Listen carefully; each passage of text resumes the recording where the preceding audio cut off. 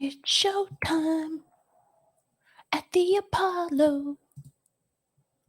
It's showtime at the Apollo. All right. Doobie-doobie-doo.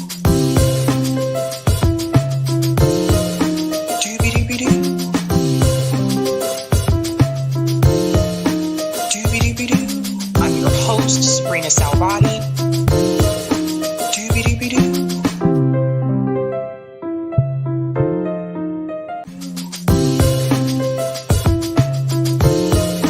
Doobie-doobie-doo. Doobie-doobie-doo. I'm your host, sabrinasalvati. Doobie-doobie-doo.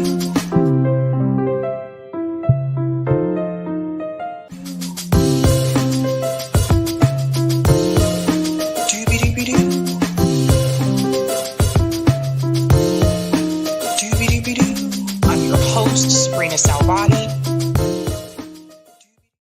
All right. Happy Tuesday, guys. Welcome to Sabby Sabs podcast. I'm your host, Sabrina Salvati. If you are new, I want to let you know that Sabby Sabs podcast is a part of Revolutionary Blackout Network. You can catch me there on Thursdays and Fridays, and you can catch me here on Tuesday, Thursday, Friday, and Sunday. Shout out to everyone watching on YouTube, Rockfin, Twitter, and Rumble. And welcome back, guys. I hope you had a great weekend. We have a lot to discuss here tonight. But first and foremost, I do want to make a special announcement for those of you who may not be aware. If you have not heard, over at RBN, we did receive a second strike. Now, the way this works is if you get a strike, it expires by a certain time period. If you get another one during that time before it expires, then that counts as number 2 or number 3. That is why you do not see us on RBN. We cannot stream over there. We cannot upload clips for 2 weeks. So what could you do to help? I want to go ahead and share this really quickly here because shout out to Kit from Hardlands Media because he has really been helping us out a lot, especially in reference to the appeal. This tweet here that's on RBN. So if you follow us on Twitter at Rev Black Network, if you can please retweet this because that actually helps those of us that have smaller channels. YouTube is less likely to actually take a second look at penalties as they would someone with a larger channel. So the way that this works, people who have channels that are like 1 million subscribers, they actually have a representative at YouTube that they can actually contact and speak to an actual person. Those of us with smaller channels, we don't have that. So if we get a penalty, it's just basically like this generic message and there's no real person that we actually talk to. So that being said, you may be wondering what was this for? So this was in reference to, according to them, and I'll show this here. It was in reference to medical misinformation. So the video in question is cannabis, and we know this word here. CDC abandons disabled community, and the squad can control all legislation. So this is what they flagged. Now, the thing about this is actually an older video. This video is from January 2022. So what they'll usually do is if you get a strike for something current, it is not unlikely for them to go back through your entire channel catalog and see if they can find something in the past, oftentimes similar maybe to what you got a flag for the current video. So that is what they've done to RBN. They've done this to Hardlands Media before. I know Indie News Network has been hit with this. Other people have lost their channels in reference this way too, because the way it works is that if you get 3 strikes, then your channel's gone. That's just how it works. So if you can, please retweet this tweet, which says, "We at Rev Black Network are reaching out to you about 2 mistakes we believe YouTube has made. YouTube says RBN broke YouTube guidelines, which we have not. We sent an appeal to remove 2 strikes on our channel. in this Twitter thread are the Rockfin and the Twitter links to the videos in question. We are a Black independent news and commentary channel that also helps our local communities through various outreach programs. We also have a team of people that help us in the background. We want to resolve this situation by reversing the 2 strikes and reinstating our videos. And some of this I'm not going to read because I know how YouTube can be. But the very first strike that we received at RBN was in reference to a video that was played. So we didn't offer our opinion about the pandemic, but there was a video that was played. So they can flag you for that. They did this to Kim Iverson. And then when Kim Iverson was still at Rising got flagged for this. They did the similar thing where they just played the video. They didn't actually say those words themselves, and they got hit with something like that. But again, a channel like Rising, because they are the size that they are, they actually have a representative at YouTube that they can reach out to and fix that immediately. Again, the smaller channels do not. So that was the first one. And then that one was supposed to expire in August. So we were this close. We were just right around the corner for it. And then we got hit with one similar with pandemic information. But then again, like I said, this was over a year ago. Like that was January 2022. So this is what they'll do. It's pretty obvious that we have been targeted. I mean, I'm just going to keep it real. They tend to come after people. They're very heavy and crucial about the pandemic stuff. That's why you guys don't see me. I told you this before. This is why I don't really get into that jazz on here. Some people will switch off and they'll go just to Rockfin or Rumble to have those conversations. Now, some of you may be wondering, and I'm saying this because I've already had people reach out to me and ask me, well, how is it that Jimmy gets to talk about it or Rising gets to talk about it? Those are channels that have over 1 million subs, and they actually make a lot of money for YouTube. Smaller channels do not make a lot of money for YouTube. So it's all about what pleases the advertisers, and advertisers aren't pleased by certain content. So depending on the content determines whether or not YouTube is going to want to keep you around or not. And that's just how they are. It sucks. It's a pain in the ass. But please help us out. If you can, go over to @RevBlackNetwork on Twitter and retweet that tweet. And in the meantime, if you're not following us on Rumble or Rockfin, please make sure you follow us on those platforms. This is why I'm on multiple platforms, because you never know what YouTube is going to do. But follow us over there if you haven't done so, because they streamed last night on the RBN Long Beach chapter channel, but also on Rumble as well. So we definitely need to make sure if you're following us here, you need to follow us there as well. But unfortunately, we cannot stream or upload videos for 2 weeks. And so I'm just letting you know. So if you're wondering why we're not there, now you know why. Sign up for our newsletter. If you're not, make sure you sign up for that, because that's one of the ways we can communicate to you. We can't even post on the community tab in YouTube. We can't even tell you there. I don't think there's nothing we can do right now in reference to communicating to you through YouTube. So it's important that you sign up for our Substack or you follow us on Twitter so you know what's going on. So yeah, that's that. So just wanted to let you know about that. And now we're going to get into some of the stories. I'm going to go ahead and shout this out for Roger. Thank you for the super chat, Roger. Just dip into the folder to retrieve South Dakota. Yeah, I already have it. Already there, Roger. I'm already there. Okay. So yeah, guys. And, here's the thing. And I'm going to go ahead and tell you, whether you like RBN or not, don't poke fun at this, because if you have a channel, it could happen to you too.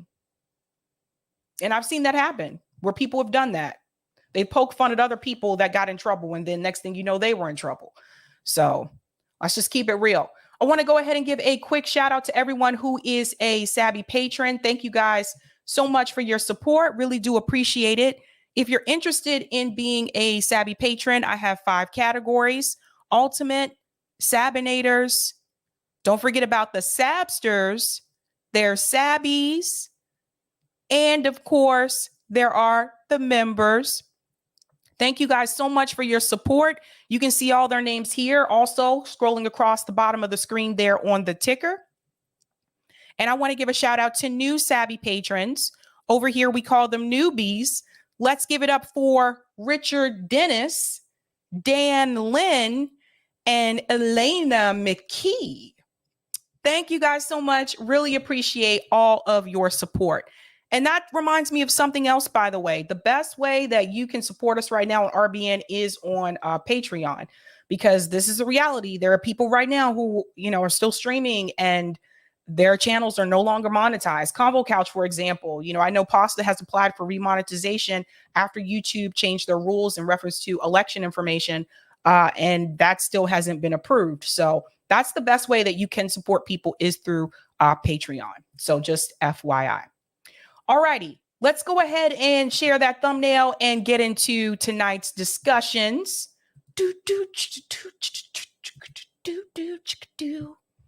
Tonight, we are discussing Donald Trump. Sorry. Donald Trump revealing chat. We're going to get into that. Also, breaking news that happened today in reference to Donald Trump. I actually didn't know about that when I chose to talk about this interview, but breaking news story connected to this as well.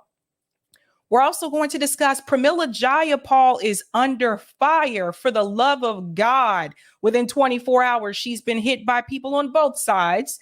And we're going to get into that and where that decision in reference to Israel-Palestine conflict stands in reference to the House legislation.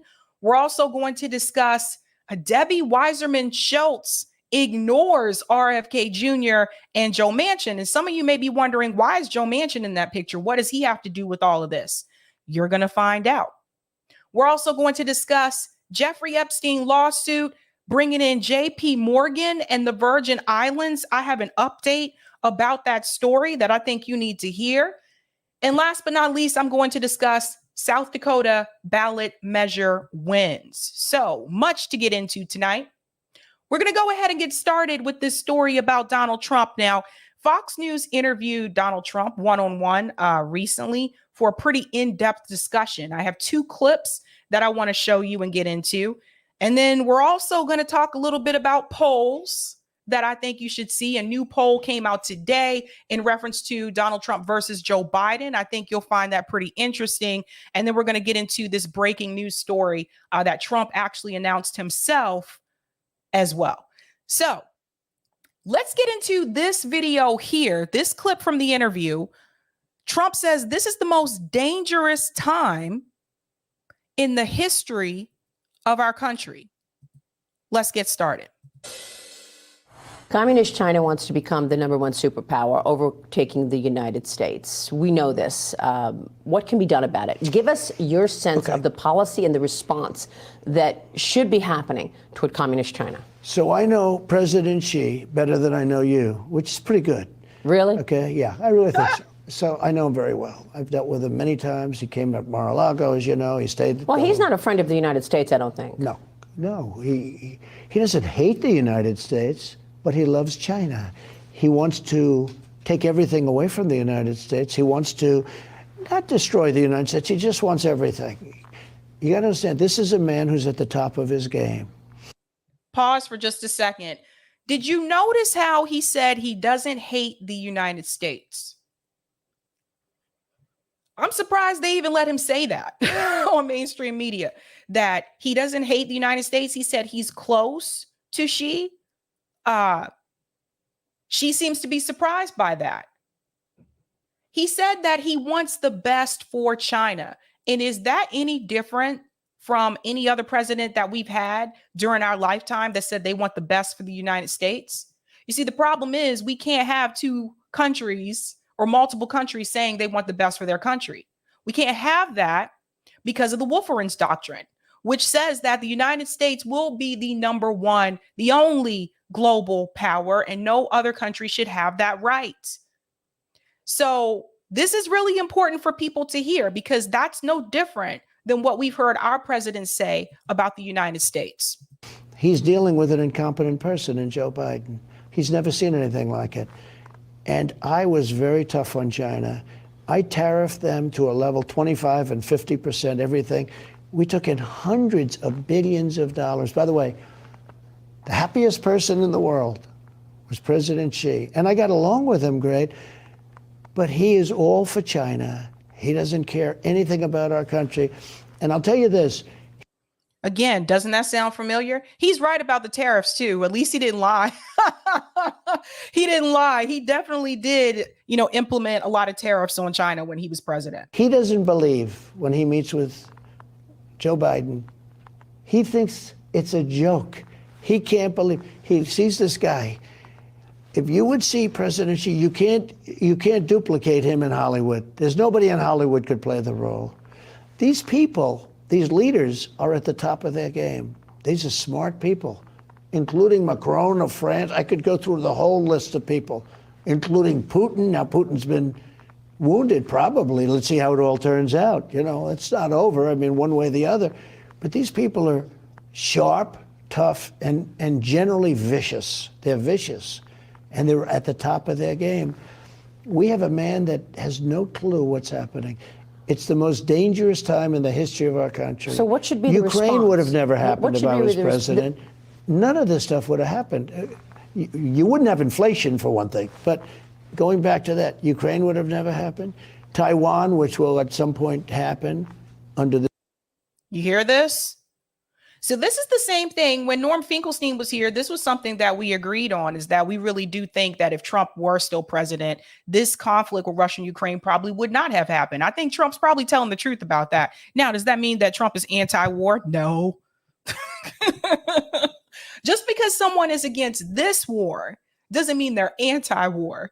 They can be against this war and still approve of all the other ones. Let's just be clear. This group would never have happened. You never heard these things being talked about. I knew about them because I'd be with President Xi, I'd talk, and he likes Taiwan a lot. And Putin liked Ukraine a lot. It was the apple of his eye. But he never made a move with me because he knew he couldn't do it. Remember this also with Putin. They like to say, oh, Trump was soft. I was tougher on Russia than anybody in history with the sanctions and everything else. You said you could end the war in Ukraine in 24 hours. Yes, I could. How would you do that? I know Zelensky very well. I felt he was very honorable because when they asked him about the perfect phone call that I made, he said it was indeed perfect. He said he didn't even know what they were talking about. He could have grandstanded, oh, I felt threatened. Well, that's not going to be enough for Putin to stop bombing Ukraine. No, I'm not saying that. What I'm saying is that I know Zelensky very well and I know Putin very well, even better. And I had a good relationship, very good with both of them. I would tell Zelensky, no more, you got to make a deal. I would tell Putin, if you don't make a deal, we're going to give them a lot. We're going to give them more than they ever got if we have to. I will have the deal done in one day.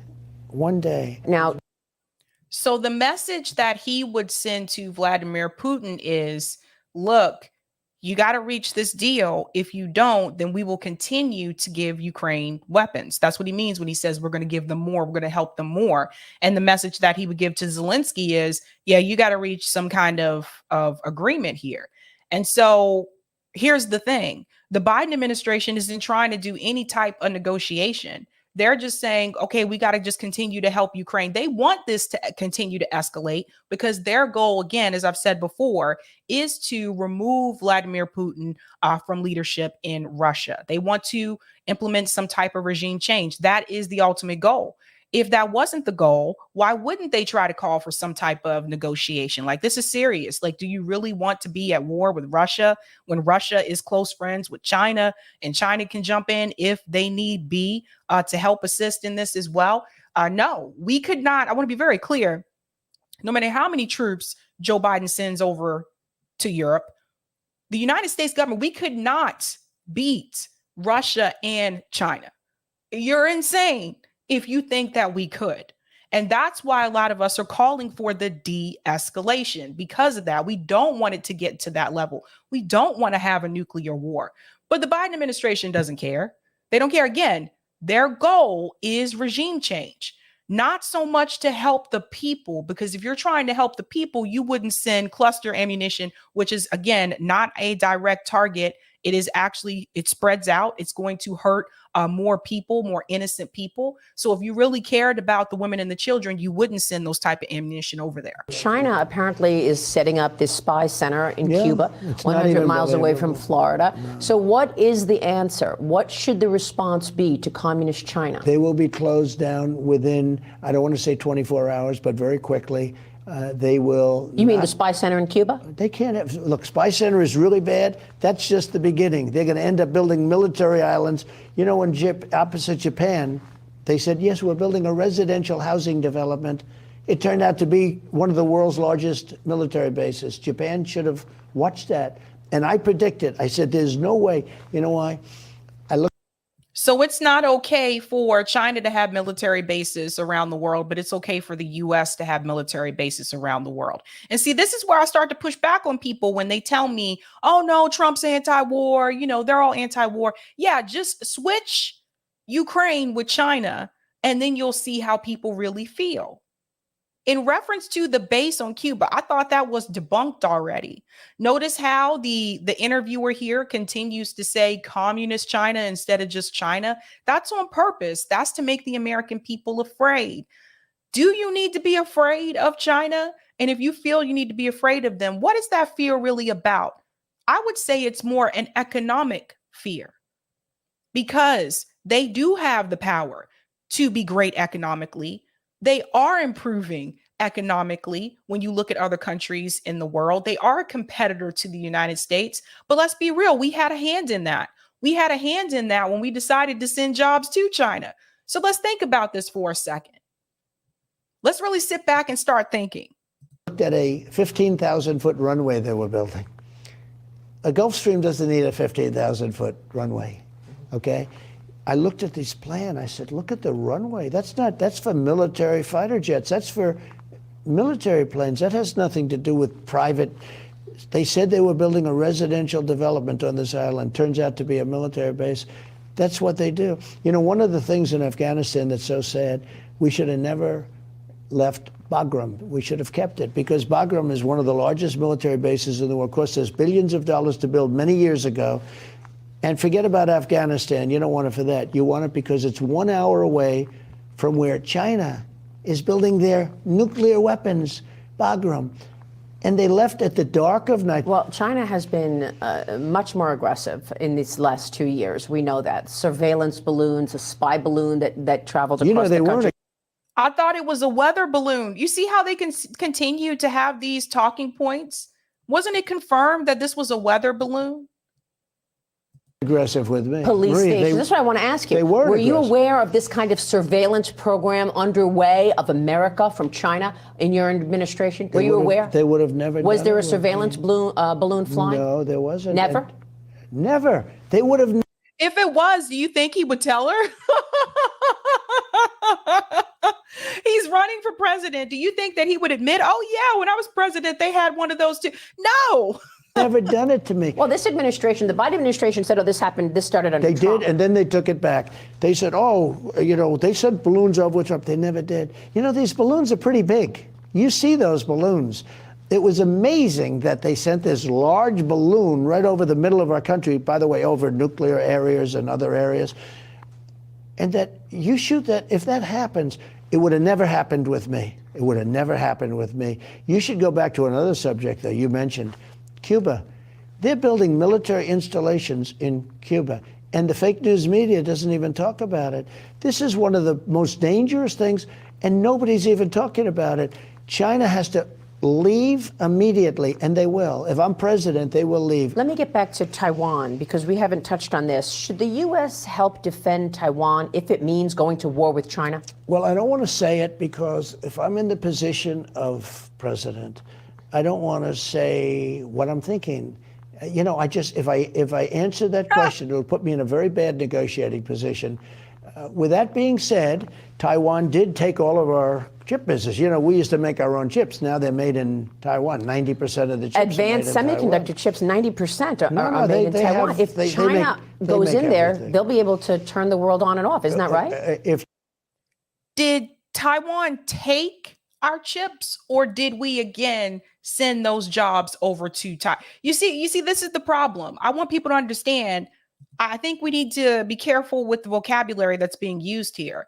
I don't remember anyone coming over here and taking things from the United States or taking jobs from the United States. I do remember the United States shipping jobs overseas because it was more profitable for the CEOs, because it was cheaper for those companies so they could lay off people and just keep a handful of employees, make more profit for the CEO. I do remember that happening. I do remember NAFTA. So you see how they just frame things, and there's no pushback from her. No pushback. China takes Taiwan, they will turn the world off, potentially. I mean, potentially. But remember this, Taiwan took, smart, brilliant, they took our business away. We should have stopped them. We should have taxed them. We should have tariffed them. I want to ask you about these legal issues. She doesn't say anything about that. Follow-up question should be, what businesses did they take away? What do you mean they took them?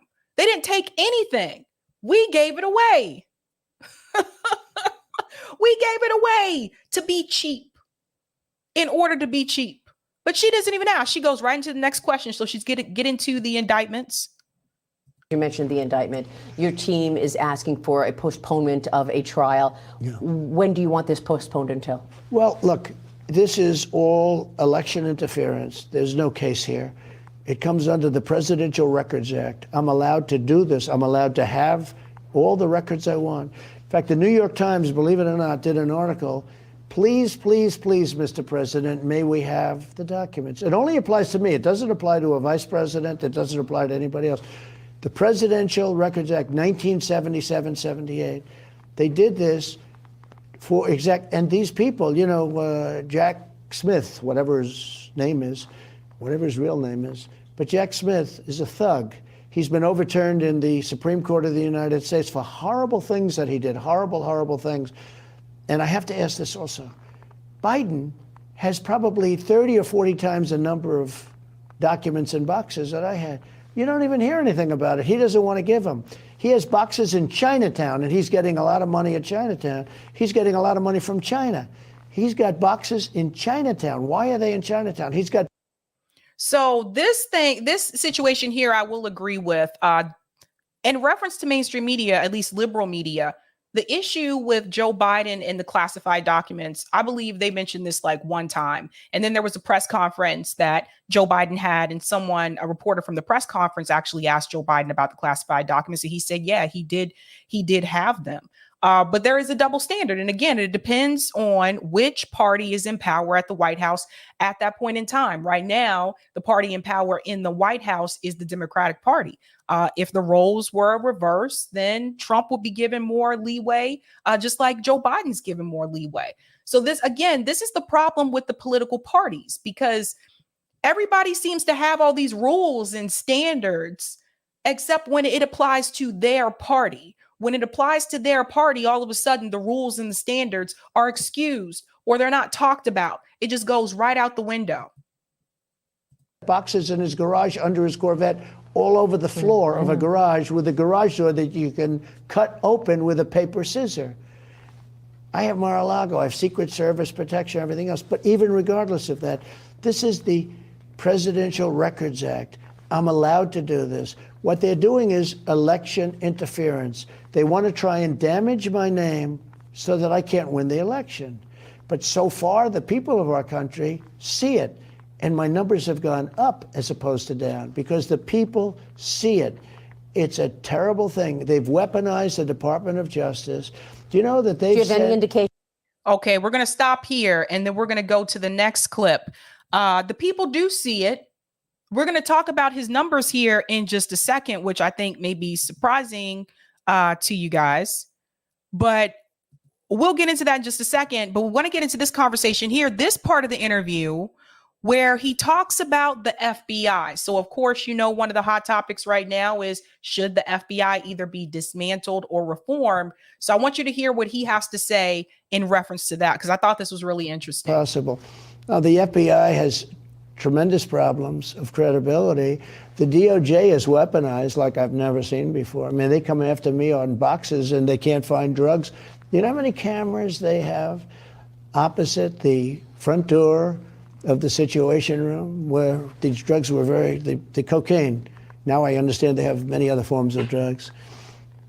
They know who this was. They know the person. It's impossible. How can they not know the person? Well, the Secret Service said that they are ending the investigation of the cocaine found at the White House, and they didn't have any fingerprints, and they said that they cannot identify whose cocaine it was.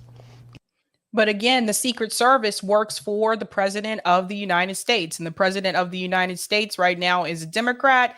It is Joe Biden. So again, they're going to try to protect the President of the United States in as many ways as possible, not just physical protection, but also damaging in credibility in reference to the president as well. So you're right. He's right about this, how they just swept that under the rug. Like, okay, no big deal. There's cameras everywhere. Like, you can't tell me, oh God, we couldn't figure out who this belonged to. You didn't look at any of those tapes. None of the cameras caught that. I'm pretty sure they probably did. But they're not going to look into that again, because that would be damaging towards the President of the United States. And that's why you're not going to hear any more about it for the most part. In reference to the FBI, and he's talking about how they're all over the place. They apparently can't be trusted. We saw this through the Twitter files release from Matt Taibbi. And we've seen this in other situations, such as the testimony from the FBI director recently as well. So yeah, they're not to be trusted. I think a lot of us didn't trust the FBI to begin with anyway, but now it's more apparent. Now people are starting to see it. You know, it's not just behind closed doors anymore. It's right out there in the open. What would he do differently in reference to the situation? You know, I've gotten to know the Secret Service really well, okay? And I can't speak more highly of people. These are incredible people. And I believe that they know everything. They're really smart and really good at what they do. And I don't think it's possible for bags of cocaine to be left in a certain area by the Situation Room. I'm not talking about, 5 blocks away. The Situation Room, where you decide on war, where you decide on nuclear, where you... So are tourists allowed in that area where the cocaine was found? I don't think so. I don't think so. I think only people that have strong passes or family members are able to go through those doors. It's very... See, that was different. Isn't that different from what the press secretary said? But again, remember, her job is also to protect the president. Interesting. I was much nicer to Biden in speeches and all. I actually was criticized by some people. I respect the office of the presidency, and not that I was perfect with him, but I could have been much tougher. The last few weeks, I've been very nasty and very tough and very truthful. He's a corrupt man. He's a corrupt president. He's grossly incompetent. And the reason I ask, because they actually indicted an opponent who was the president of the United States. I got indicted. I said, I can't believe it. I got indicted.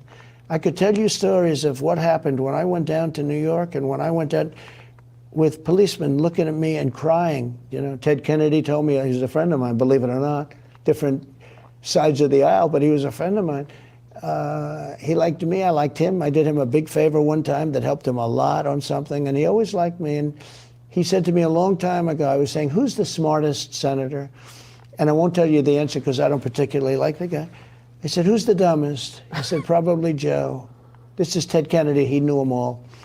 I said, that actually does sound like something Ted Kennedy would say. I'm sorry. Ted Kennedy passed away, but that sounds like something Ted Kennedy would have said. What do you mean, Joe? Who's Joe? Joe Biden. He's the dumbest. And so Ted Kennedy said Joe Biden was the dumbest senator. Years ago. That's right. He said he was the dumbest. I said, who's the dumbest? He said, probably Joe. He said he's hale and hearty and well-met personality. But you go to policy or you go to taxes or anything that's complicated, he doesn't have a clue. This is stuff that he told me years ago. Who would have thought this guy was going to become president? But in prime... People would say the same thing about Trump. That's the funny part. People would say the same thing about Trump. Who would have thought this guy would become president?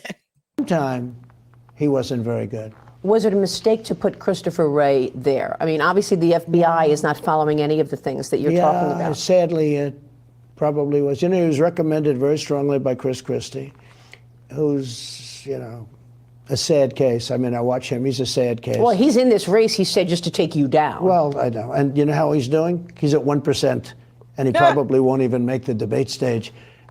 No, Chris is he's sad. I mean, I watched him the other day. He said, I built 47 miles of wall. I built over 500 miles of wall. And that's Homeland Security statements. I had the safest border in the history of our country. I built massive miles of wall and was going to put up another 200 miles. Everything was built. They just had to erect it. Would have taken 3 weeks, far beyond my statement about building a wall. I was way over. I mean, what we did was incredible. But between the wall and Mexico, when you say Mexico, I got Mexico. You know what? I got them to pay for 28,000 soldiers on our border. You know, people said, well, Mexico. Well, Mexico did pay. They gave me free of charge 28,000 soldiers. In a second term, will you shut down the border? Yeah, I will close up the border except that people come in legally, because we need people to come in. We want people to come in, but we don't want people coming in from mental institutions and from jails. Why? Let's pause here for just a second, because there's something I want to mention about this, and then we're going to move on to the FBI part. I will continue to say this until I am blue in the face. Most people come here illegally via plane, not across the border on the ground. You know how they do that? It's called overstayed visas. That's how most people, and this is the thing, like Fox News needs to get this right, but I think CNN and them, they all need to get this right. This has been discussed multiple times. People have proven this, that most people are here illegally because of overstayed visas. Just got to put that out there. Now we're going to move to the FBI part, because I want you to hear about the FBI reform. Here we go. Because of all of these reasons that you mentioned. Take a step back. How should the FBI be reformed? For example, the Republicans say, take the headquarters out of Washington, make the headquarters in Alabama. Good idea. And what else do you want to see in terms of a reform of these agencies? So I had a plan to take down the FBI building and build a brand new building in Washington, because I think that the FBI should be somewhat close to DOJ if they're all honest people. You know, I mean, they want to move it to a different state. They were going to move it to Virginia, build this, you know, thing. It was going to cost, I mean, if you talk about environmentalists, the traffic was massive, et cetera, et cetera. It's already massive. Well, they want $3.5 billion. They want it to be bigger than the Pentagon. They want it to be this monster building very far away. I like the idea of it being close to the Justice Department, because they work together. To me, and they had the land, they had everything. You could renovate the building or build a new building in that location. There'd be a little bit of turmoil during construction, but not a lot. And that was what I preferred. That's what I was going to do. And it would have cost a lot less money, but I liked the FBI being somewhat close to the Department of Justice. I think it was, and I will tell you, the FBI people felt that was good also. So you don't agree? So he's okay with reforming. I just want to be very clear here, because I want people to really understand this, because I've heard people make this statement, well, he wants to abolish the FBI. No, that is not what he's saying. He's okay with some type of reform in reference to the FBI, but he's not going the direction of like Marjorie Taylor Greene, who's saying abolish the FBI. So just everyone write that down. Move it to Alabama with what the Republicans are I'll saying. move anything to Alabama, because I love Alabama. If Alabama wants it, I'm all for it. No, I love Alabama. Yeah. But I think there's something to be said about the FBI and the Department of Justice or Injustice. Right now, it's not the Department, it's the Department of Injustice. I think they have to be, you know, they work together. They can walk across the street. So every time you have to need somebody in court or whatever you're doing, they have to ride an hour and a half or 2 hours in traffic from a place in Virginia that's very far away. Should FISA be reviewed? And we're going to pause there. Now, I'm sorry, but he loves Alabama. Come on now. Come on. I've never heard anyone say that. Now, there's one more clip I want to show you. This is in reference to whether or not Joe Biden will be the nominee. So I want to give a shout out here to Case Study QB. This is the clip that made some people scratch their head. His response in reference to this question: whether or not Joe Biden would be the nominee. And they also bring up the fact that the Democratic Party does not want to have debates. Listen to this. Do you believe Joe Biden will be the Democrat candidate in 2024? I guess so. I mean, look, I watch him and I listen to him, and you sort of hold your breath and you say, is he going to finish the sentence? I don't know. I guess he is. Look, they have a Democrat machine. They have a lot of votes that are automatic to a Democrat, even though they shouldn't be. Normally you'd say they have the union votes, but I think I have a lot of union votes too. I get tremendous in the car industry. I'm far better than the Democrats. So I said to everybody, you're losing your industry. It's all moving to Mexico and to China. Let me pause here for a second. That's actually true. A lot of people are saying, you know, Joe Biden's the union president. We'd argue about that. But when Trump is telling you that he also has a lot of union votes, that's actually true. Even here in Massachusetts, like, yeah, Massachusetts is a blue state. But if you talk to some of the guys that work in like the shops at some of these engineering companies, some of the guys that are, you know, basically doing the third shift hours and all that kind of stuff, a lot of times the guys on the shop floor, they belong to a union. Talk to some of those guys, go to some of those facilities, you'll see Trump stickers. You'll hear that a lot of them did support Donald Trump. So he's actually telling the truth about that when he says he does also have a lot of union support. That is actually true. And I think the workers vote for me. I think they'll vote for me much more than the union leaders who are indoctrinated into the Democrat Party. But no, I think that Biden will probably be the candidate if he can make it. Well, the Democrats don't want to do debates. I know Marianne Williamson and RFK Jr. want to debate. What do you think about that? Well, I understand why he doesn't want to do it. I mean, I truly understand why he doesn't want to do it. But they are, you know, there's a big difference. Although in the case of RFK, I've seen polls where he's at 20%. That's not bad. But I understand why he doesn't want to do it. Look, when you're running for office and you have, in his case, let's say he has a 30 or 40 point lead, why would he do it? Now, let's pause here for just a second. That's the part where some people were like, what did he just say? But you have to remember, so he's basically telling you here that he understands why Joe Biden doesn't want to do a debate. He's not disagreeing with that. And I think some people were shocked that he didn't disagree with that. But then you have to remember, Donald Trump didn't want to do debates either. When Donald Trump was running for re-election, he didn't want to do debates either. Yes, he did have primary challengers. So, I mean, what is he really going to say if you think about it? People are going to say, well, he can't do it. I actually think he can't do it, if you want to know the truth. I don't think he's capable of doing it. But why would he do it? Especially because of that. Why would he do it? If he's got a 30 or 40 point lead, which is what he's got, I mean, I don't think RFK expects that he's going to be debating. He's a very smart guy, by the way. I don't think he expects to be debating Biden. You've spent time with him, RFK. Tell me about him. Is he a formidable competitor? He's a very smart person, yeah. I know a lot of the members of that family, and, you know, he's a very smart guy. And he's hit a little bit of a nerve. I think he really has. And a lot of Democrats I know want to vote for him. But again, if he's at 20% and if Biden has a big lead, number one, Biden can't debate him because he's not capable.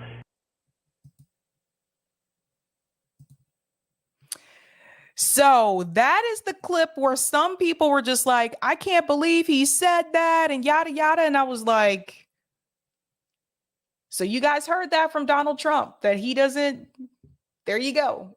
He actually does not blame Joe Biden for not wanting to debate. I think people were expecting to hear something different. Now, that interview happened, and then more news came out about Donald Trump. Now, I saw this today, this morning. I had only planned to talk about that interview. And then this was released. Can you believe they are trying to indict Donald Trump again?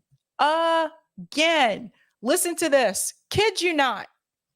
Trump says he's received a target letter from special counsel Jack Smith, and this is January, investigators. Yep. Here we go. This is a new one. Donald Trump said Tuesday he expects to be indicted by special counsel Jack Smith, grand jury. I'm skipping this because you know YouTube, citing a target letter he received from investigators on Sunday. Such a letter almost means an arrest and indictment. Trump, who was already been criminally indicted twice in recent months, wrote on Truth Social. Trump said the letter, which is prosecutor's typical precursor to a charging decision, offered him a chance to speak to the grand jury, which meets at the federal courthouse in Washington, D.C. later this week. Targets of criminal investigations rarely speak to grand juries, and Trump has not exercised that right in the two other criminal cases in which he's been charged. The letter is the clearest sign yet that Smith is close to seeking an indictment for Trump's role in the effort to disrupt the peaceful transfer of power. Let's go on here. While the specific crimes that Trump may be charged with are not clear, Smith's team has been eyeing potential obstruction charges related to Trump's actions in the days leading up to January and on that day itself. Let's go down here. Investigators have also examined Trump's consideration of a plan to seize machines from the states, his campaign of false claims, and you can read this here. I'm not going to read this on YouTube because I know how they are.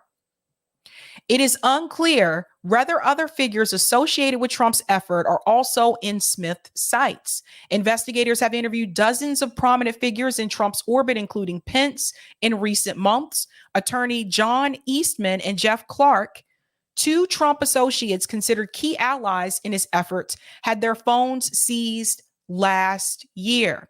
Trump revealed the target letter as he prepares to fight on another front to delay a criminal trial, also resulting from charges brought by Smith related to his hoarding of national security secrets at his Mar-a-Lago estate.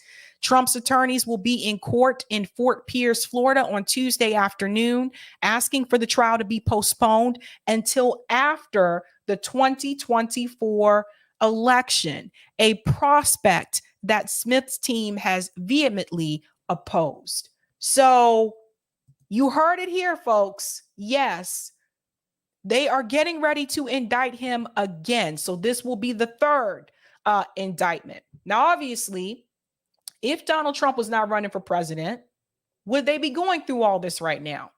Probably not. And this is why some people are pushing back on it. Not to say that Trump is innocent, but they're pushing back on it because they question the timing of it. And also because they realize that this is politically motivated. And I agree with that. I don't like Donald Trump. I'm not voting for Donald Trump, but I question the timing. I think it is suspect. And I don't think this is actually hurting Donald Trump the way that Democrats thought that it would. And I warned you that if they continue to pursue these allegations against him, that it would actually help him and not hurt him. Don't believe me? Look at the recent poll. Now, this poll was released this morning.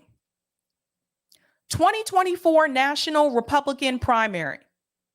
Donald Trump, 55%. Ron DeSantis, 20%. Ron DeSantis, 20%. I think he's been hovering around there, actually. But Donald Trump got an increase of 35 points.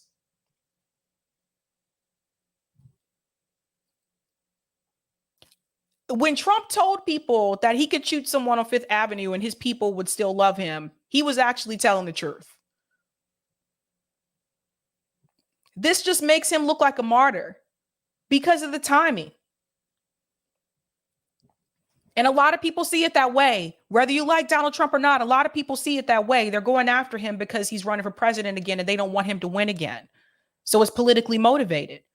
And all this is doing is just helping him in the polls. Who else gets plus 35 after they've been indicted twice and they're about to be indicted again? So I hope this is a wake-up call for all the people. I did not intend to spend that much time on that one story. I'm sorry. But I hope this is a wake-up call for all the people, because the more they come after him, the more they target him, the more his percentage grows in the polls. I don't know anyone else who could have done that. Dana says that's exactly what they're trying to do to Trump. Thank you for the correction, Fred. Sorry, Sabby, Trump did not get an increase of 35 points. He leads DeSantis by 35 points. Thank you. Sorry about that. It's been a long day, Fred. All right, let me go to some of the comments. Chicago says, is he allowed to say that Taiwan war is next? I don't know, but he said it. Leroy says, they laying on the heavy propaganda so that the U.S. isn't held responsible for sending jobs overseas. There you go. Thank you for the super chat, Frank Johnson. I was in high school when NAFTA passed. These people would have you believe China came and stole factories in the middle of the night. Mm-hmm. Dr. Nick says, and overstay their student visas. Yep. That is true. That is true, Dr. Nick. And thank you for the super chat, Roger. I bet Obama was smartest one Trump didn't want to say. Probably. Remember, he said he didn't want to name who the smartest one was. Yeah. Okay. All righty. Let's dive into this next story here. If you haven't had a chance to do so, go ahead and smash that like button. That helps me out with the algorithm. Thank you so much. This next story, we have been talking about this issue with the Jeffrey Epstein lawsuit for probably the past couple of months. There's been updates here and there. Well, there is now another update in reference to this lawsuit. This is the lawsuit between the Virgin Islands and JP Morgan. Now, if you remember, the Virgin Islands basically put blame on JP Morgan, saying that they knew what Jeffrey Epstein was doing with their money, because he was their client, on the Virgin Islands, that he was participating and leading these crimes. I want to be careful how I say this, these crimes against women on that island. And they are still claiming they have proof that JP Morgan knew what the money was being used for. Well, now the Virgin Islands is actually suing JP Morgan for $190 million. This news broke the other day. Let's get into the first clip, and then I'm going to show you the response from the Attorney General of the Virgin Islands. And she has some things to say to JP Morgan. She doesn't like being lied on. Let's get into it. All right, over to business updates. Now, our next story takes us to the US Virgin Islands, where a high-stakes legal battle is unfolding between the government and banking giant JP Morgan Chase. Right. Now, the US Virgin Islands Department of Justice is demanding a staggering $190 million from the bank, alleging that its involvement in the notorious Jeffrey Epstein case. And according to court documents, the US Virgin Islands Department of Justice claims that JP Morgan Chase failed to adequately scrutinize Epstein when he was a client and even benefited from his abhorrent sex trafficking activities. The battle doesn't end there.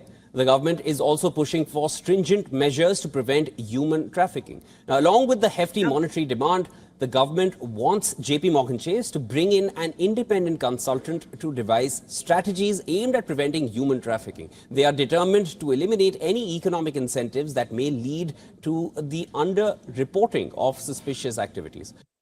I'm just going to pause here for a second, and you need to think about something. This is their island. You know, think about it. The Attorney General, the people who are from the Virgin Islands, who are residing there. This is their home.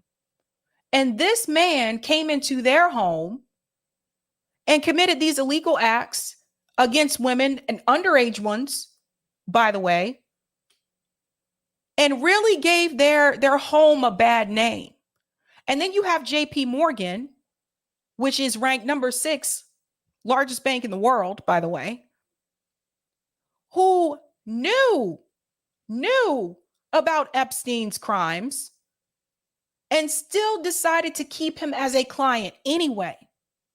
So I think the Virgin Islands did the right thing. Oftentimes people just go after the accused, right? They just go after the perpetrator. Virgin Islands said, well, we're not just going to go after the perpetrator. And that was before, he died. We're going to go after the bank. And that's how you do it. You go after the one who holds the purse. And that was JP Morgan. Because without JP Morgan, he wouldn't have been able to do that. And that's what people have to understand. It's not like he just showed up one day, opened up a bank account at JP Morgan and was like, okay, Toodles.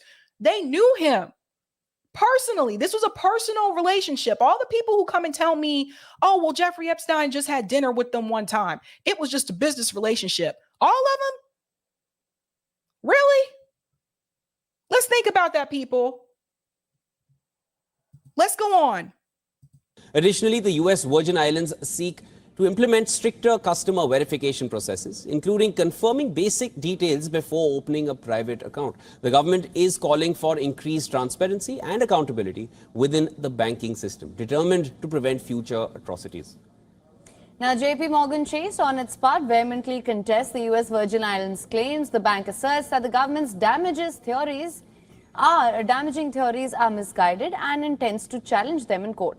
Since the lawsuit was filed in December 2022, both parties have engaged in a blame game, each accusing the other of complicity in Epstein's sex trafficking operation. And in a separate lawsuit, JP Morgan Chase alleges that Epstein had paid the college tuition for the children of the former First Lady of the US Virgin Islands, further intensifying the legal battle here.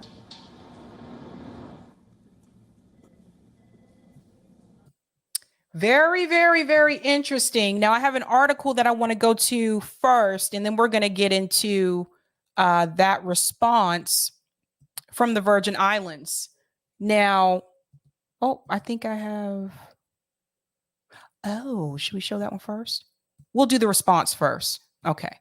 Here is the response from the Attorney General of the Virgin Islands. Now, she gave this response a month ago because they have been battling back and forth since December of last year. But she want to let people know that she doesn't appreciate the fact that JP Morgan is trying to smear them or smear their name and make it seem like they don't know what they're talking about. Let's get into this. Good day, people of the Virgin Islands. I want to address JP Morgan's constant attacks and blame shifting, which attack the fabric of the integrity of all Virgin Islands people. My job as Attorney General of the Virgin Islands is to represent the people of this territory and the interests of government, and to hold accountable those who violate our laws.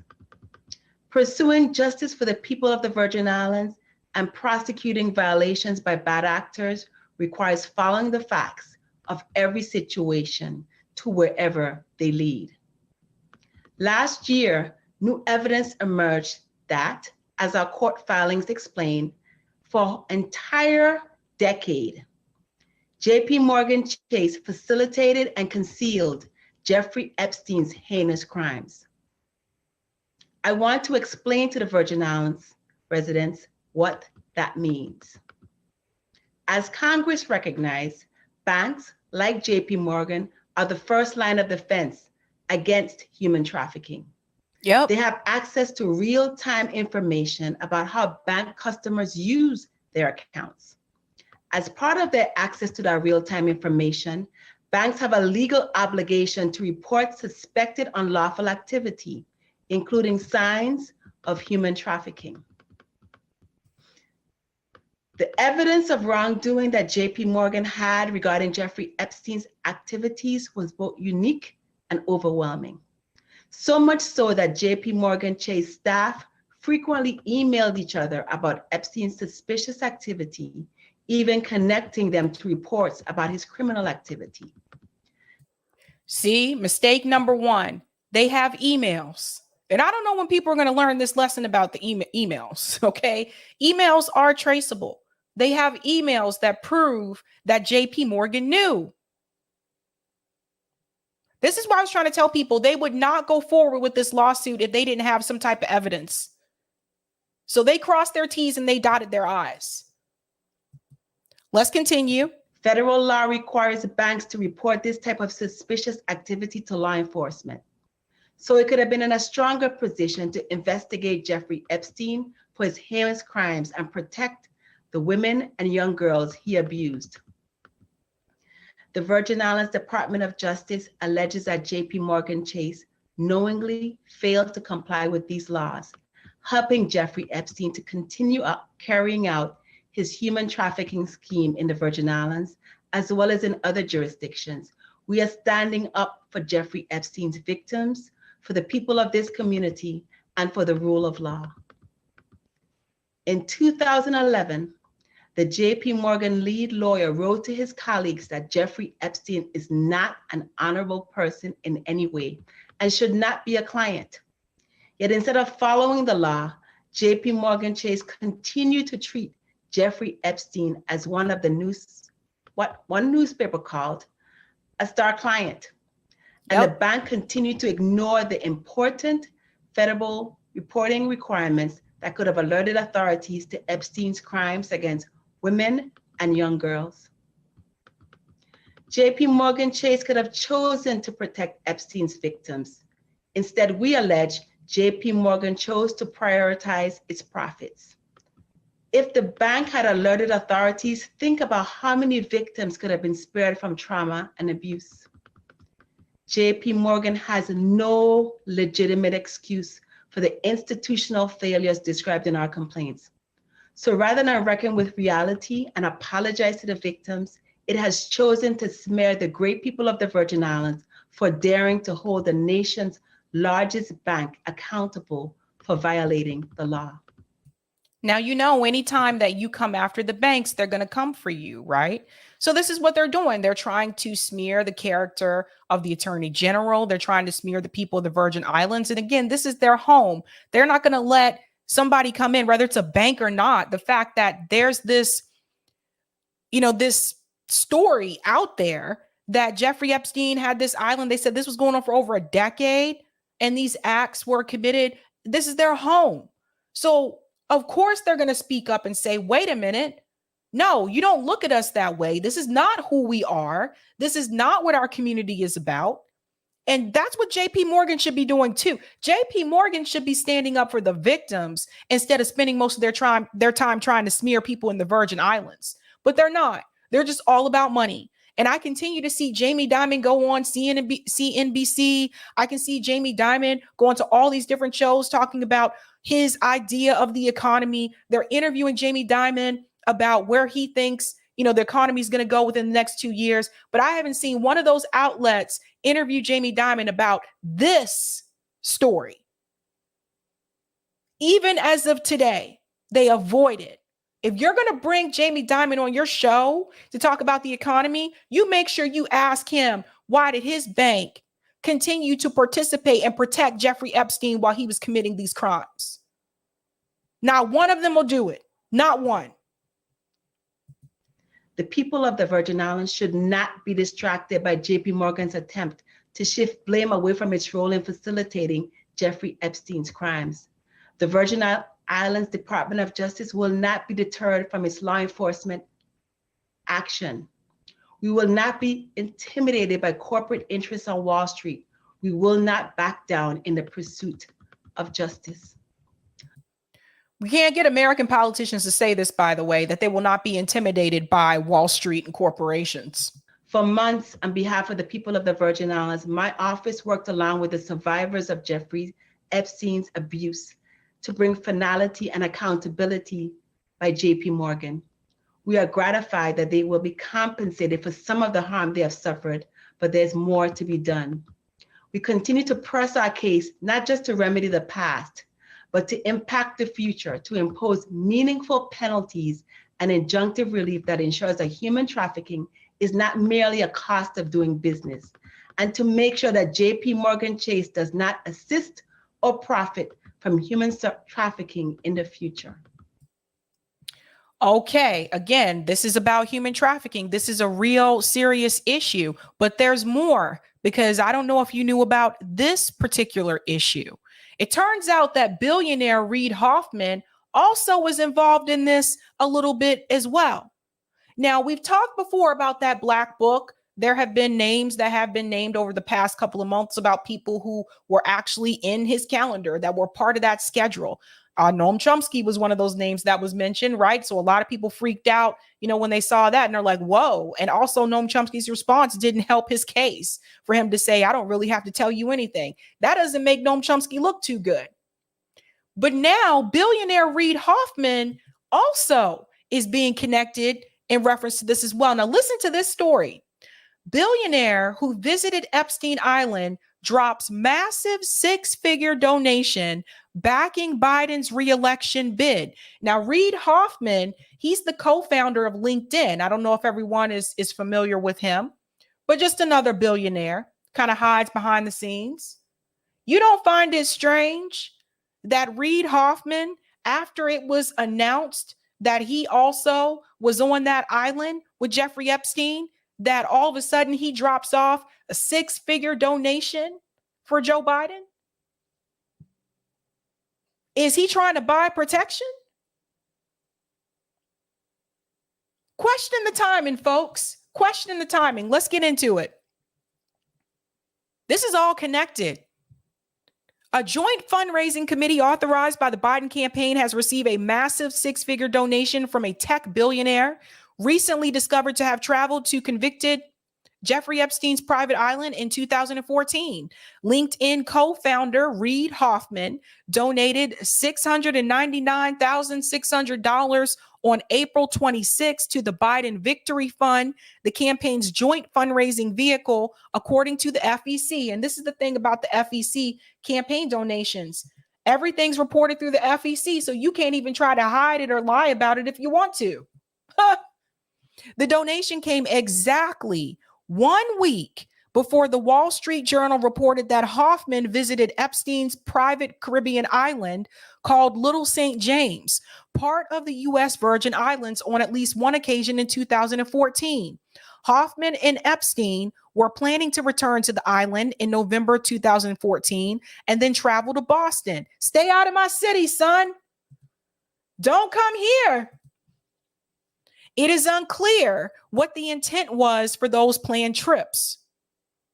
But the report also revealed Hoffman was planning to stay at Epstein's luxury Manhattan townhouse in December 2014 after a late arrival in New York City. And this is Reid Hoffman here on the right. Another typical billionaire.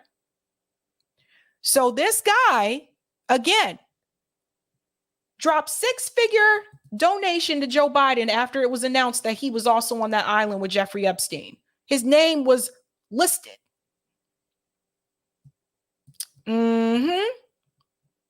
Hoffman made headlines last month after Biden's attended a fundraiser he hosted on behalf of the super PAC at the private residence of Shannon Hunt Scott and Kevin Scott in Los Gatos, California. Hoffman told the Journal in May it gnaws him that the association with Epstein helped his reputation and thus delayed justice for his survivors. My last interaction with Epstein was in 2015. Still, by agreeing to participate in any fundraising activity where Epstein was present, I helped to repair his reputation and perpetuate injustice. Hoffman said this in 2019. For this, I am deeply, deeply regretful. And so regretful that he was willing to drop a massive donation to Joe Biden. Now, Nico had a way of framing this. I love these videos. You guys need to check these out. They're by a hotspot. So Nico does these, Nick does these. Guys got to check these out on Twitter if you see them. But check this out. Now, I'm no conspiracy theorist, but I just find it funny that tech billionaire and founder of LinkedIn, Reid Hoffman, donates $700,000 to Joe Biden just 1 week. Just 1 week before Wall Street Journal tells the world he was hanging out with Jeffrey Epstein on his little pedo island. So it's not strange to y'all that the same Joe Biden who will be in charge of the Justice Department that could potentially prosecute this guy got $700,000 from him for his election to secure his spot. You don't find that suspicious? You don't find that suspicious? Now, That was pretty good job there. Good job, Nico. Yeah. You don't find that suspicious? Like, I'm sorry. Now, I'm not saying, but I'm just saying. All right. Thank you so much for the super chat, Nicole. Just wanted to say hi, Sabby. Got a lot of food prep to do. Can't keep up with the chat. Keep doing the damn thing. Thank you so much, Nicole. Ilhanner says nobody from JP Morgan is going to jail. America, a tale of two laws. Terry says two disgusting creeps side by side. Absolutely. Absolutely. And shout out to Robin Murphy for becoming a Sabby member. Whoop, whoop, whoop, whoop. Thank you so much. Interesting story. We're going to have to keep an eye on that one. We're going to have to keep an eye on it and see where that goes. But it may take a while with that lawsuit. Sometimes lawsuits can take years, like, just to be honest. Hopefully it does not take that long, but we'll see. We'll see. All right. This next story here, believe it or not, Debbie Weiserman Schultz is back in the news again. I know how you feel. She just doesn't want to seem to go away, but it is what it is. It is what it is. But this time she was actually interviewed on CNN, and she was asked about RFK Jr. and people like Joe Manchin challenging Joe Biden. Now, for those who are not aware, there is a group called the No Labels Party that's actually actively been trying to recruit Joe Manchin to run as a third party candidate to kind of mess things up for Joe Biden. Now, it's really interesting because some of those same people don't want Cornel West to run as a third party candidate, right? So just think about this. We'll get into the no labels thing in just a second, but I want you to hear what she says here when she is asked, what should we do about people like RFK Jr. and people like Joe Manchin who are choosing to challenge Joe Biden? And they kill me with this as if Joe Biden is not allowed to be challenged. He's just supposed to get reelected, and he's not supposed to be pushed back at all just because he's already in that seat. Isn't that the craziest thing you've ever heard? But that's how a lot of people feel in this country. It's really ridiculous. Shout out to K-Steady QB for this tweet, or not this tweet, excuse me, but this clip. Thank you so much. Let's dive right in. But what do you have to say to RFK Jr. About those comments, and what should the Democratic Party do about him? He seems to be hanging around, continuing to run in this race against Joe Biden for the Democratic nomination. Obviously, he's not going to win, but he's going to continue to generate these kinds of headlines, it seems. Well, he's certainly not someone that I think represents any of the values of the Democratic Party. What I think is really critical for this week is that the Republican Party, Jim Jordan, Speaker McCarthy, and the Weaponization Select Subcommittee that I sit on actually invited Robert F. Kennedy Jr. to testify about the so-called weaponization of government in front of our subcommittee on Thursday. Let's pause here for just a second. So I want to bring that up as well. So she said that he doesn't represent the values of the Democratic Party, but I don't even know what the values of the Democratic Party are anymore. Do you? I mean, what are the values now? The Democratic Party has moved further to the right. So there's that. He seems to stand with the state of Israel. That seems to be a value of the Democratic Party. Oh, we'll get into that story. So what exactly is she referring to? What she means is that he's not one of their chosen ones. He's not a part of the team. He's not one of the cool kids. He says some things that they don't agree with. He doesn't use the standard Democratic Party talking points, except for when it comes to Israel. He doesn't use those standard talking points. Therefore, he's not one of us, is what she's saying, basically. Now, Thursday, which I forgot to mention this, apparently RFK Jr. is supposed to appear to testify in front of Congress Thursday in reference to that weaponization of the federal government. And she's basically saying that because of the comments, I'm not going to say it on here, but because of the comments that he made recently, everybody knows he's got a lot of pushback and backlash for that on Twitter in reference to things that happened in the pandemic and who he felt it targeted. She said that his invitation should be rescinded. So that's what she's talking about there. We'll see if that happens, if they rescind the invitation or if they continue to let him speak. Let's go on. That invitation should never have been issued, but now it should be rescinded. He has absolutely no credibility, and beyond that, because he has made these vile, xenophobic, dangerous statements, he should not be allowed to come in front of a congressional committee and make matters worse and even more dangerous. So they need to rescind his invitation. He should be nowhere near the U.S. Capitol.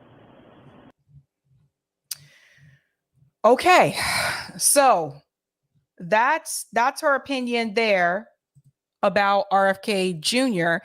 And then she goes on to explain how she feels about Joe Manchin and this potential run with no labels. Now, from what I understand, he's supposed to speak in New Hampshire under the No Labels Party like organization.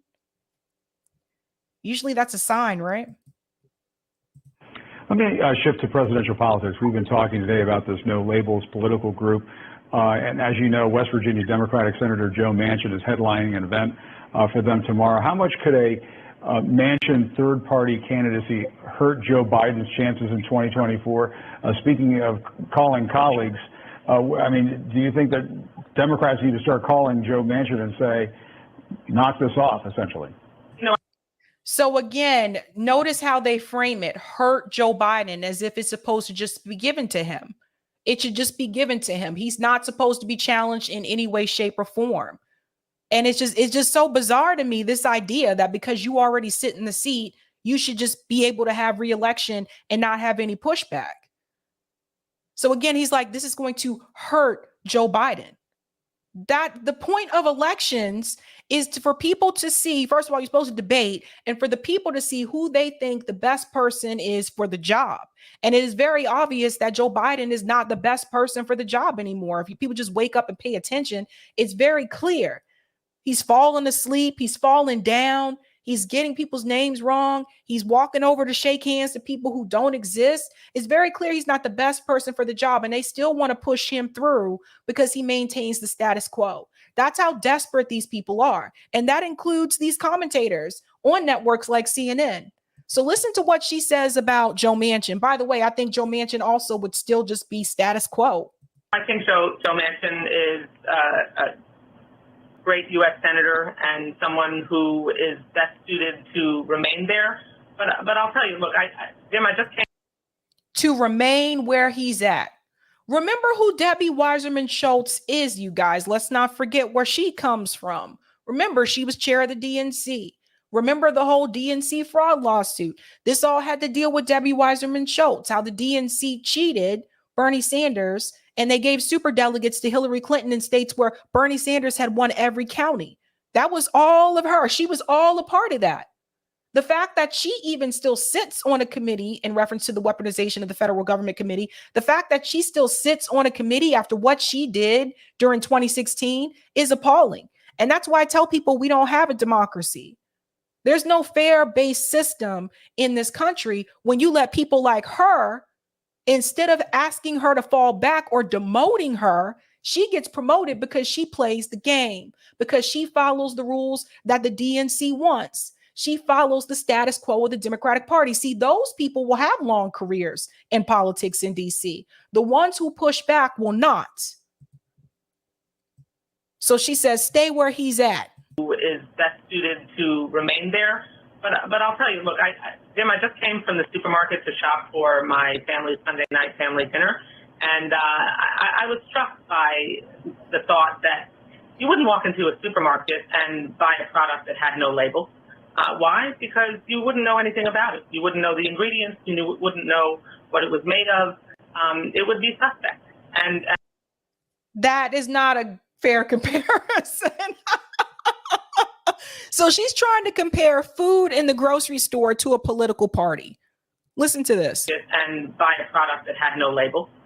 Why? Because you wouldn't know anything about it. You wouldn't know the ingredients. You wouldn't know what it was made of.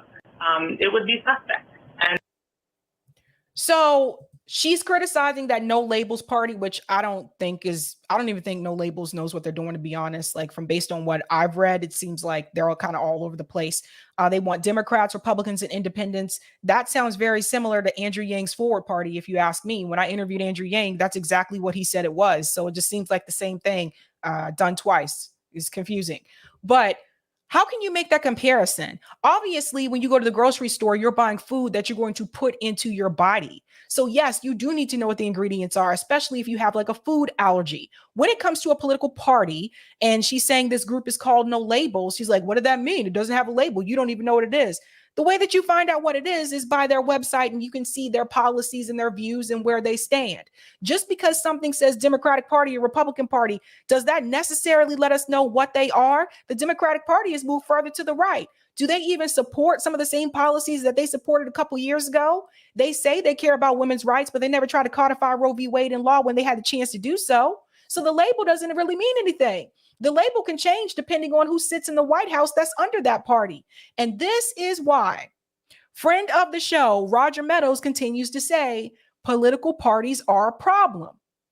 This is why, because there's this idea that everything that's in that party is supposed to be just up under one umbrella, and that everyone that's a part of that shares that same belief and view. Well, we know that's not true. We know that's not true even when it comes to the Republican Party. That's why you have a Freedom Caucus who feels differently than some of their peers in the Republican Party. We know that's differently when you look at the Democratic Party, because you have people who are so-called progressives. We call them regressives. They have different views when it comes to things like Medicare for all versus the establishment Democrats in their party.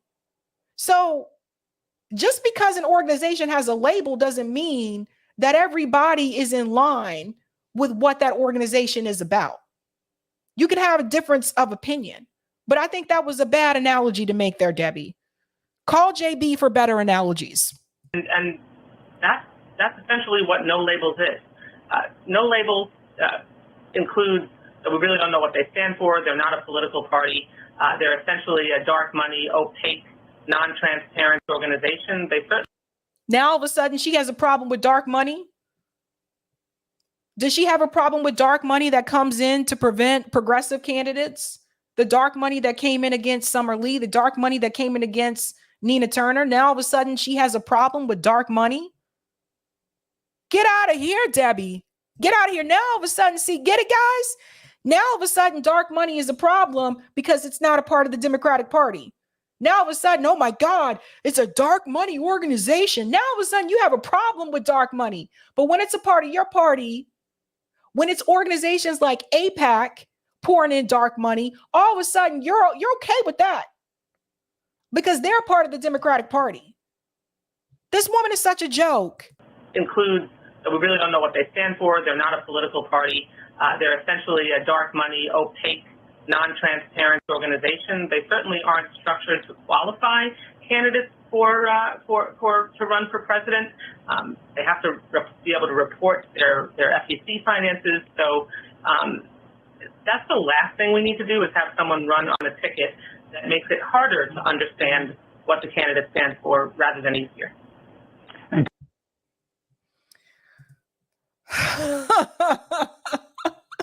You know what a candidate stands for by their policy and their platform. Now, I still think Joe Biden, or excuse me, well, both Joes. I think Joe Manchin obviously is a horrible choice. I still do.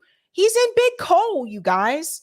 Joe Manchin doesn't care about climate. The only reason he approved that climate legislation is because he knew that there was something in it for him.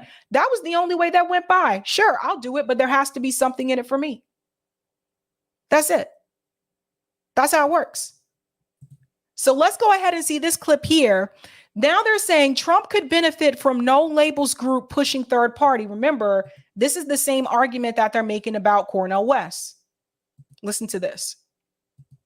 No Labels is pushing ahead with its effort to run a third-party candidate in 2024, despite efforts by leading Democrats who fear that could split the anti-Trump vote if he is the nominee and defeat Joe Biden.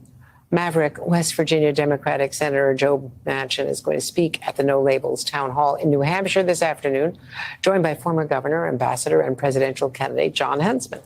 That raises new concerns about whether a third-party candidate could help Donald Trump by chipping away voters from President Biden. Joining me now, NBC News correspondent Vaughn Hilliard in Manchester, New Hampshire, and the Bulwark editor-at-large Bill Kristol, founding director of Defending Democracy Together. So, Vaughn, these two, Joe Manchin, Jon Huntsman, they could make for an interesting unity ticket if they had support, but that could really hurt Joe Biden, according to all reports, all polls. Right. Andrew, let's be clear about just how big of a step this is. Publicly, Joe Manchin is going on the campaign trail. He has not ruled out his own third-party presidential run, and he has made a decision to come with the organization No Labels here to New Hampshire today for a town hall. And No Labels is not just some small organization that's raised a couple $1,000s. Their director tells me that they are nearing a $70 million war chest to put this No Labels Unity presidential ticket on the ballot in all 50 states. They are. Let's pause for just a second. Where did all this money come from? How are they going to get 50 state ballot access all of a sudden? How can they do that so quickly? If they were able to raise all that money, millions of dollars, you know how much money, or not how much money, you know what that money could have done for people in this country? We could use that money to build clinics for people, housing, give people clothes, jobs. Like do you see how much money is poured into political campaigns instead of poured into mutual aid to help out the people? I want to know how they're going to be able to get ballot access in 50 states this fast. And they just started, because it's not easy to do. Like Jill Stein will tell you, we've had this conversation, but Green Party has been organized for quite some time. So they have practice. But I'm going to tell you, it's not easy to do. So what's this really about? Let's continue.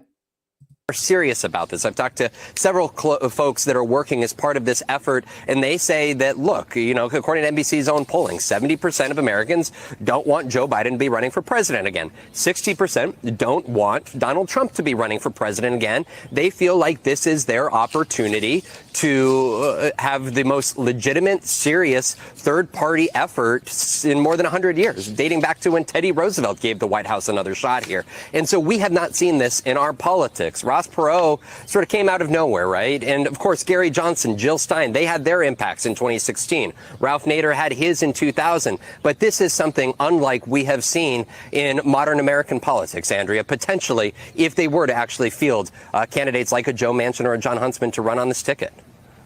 What they're trying to do, let me explain this really quick. They're basically trying to do what Andrew Yang talked about. And I wonder how Andrew Yang feels about this organization, because they basically copied Forward Party. When Andrew Yang came on the show, he said, Forward Party, you could be a Republican, you could be a Democrat, you could be independent, yada, yada. It acts more so like a caucus. And you run on the issues that your constituents agree with, the things that they want, and then you do it up under the Forward Party as a third party. That's the same thing that Andrew Yang did. So it seems like to me, they saw his idea and said, hey, we could do that and let us go ahead and get a lot of money. I don't know how the hell they were able to raise like $70 million that fast. I can tell you that's not grassroots. I can tell you that much. But it seems like that's exactly what they want to do. So what they're trying to do is find a more centrist candidate and push that person. Someone who's not to the left, someone who's not to the right, someone who's in the middle, because they believe that that's the person that's going to win over more voters. This is the same thing that Andrew Yang said.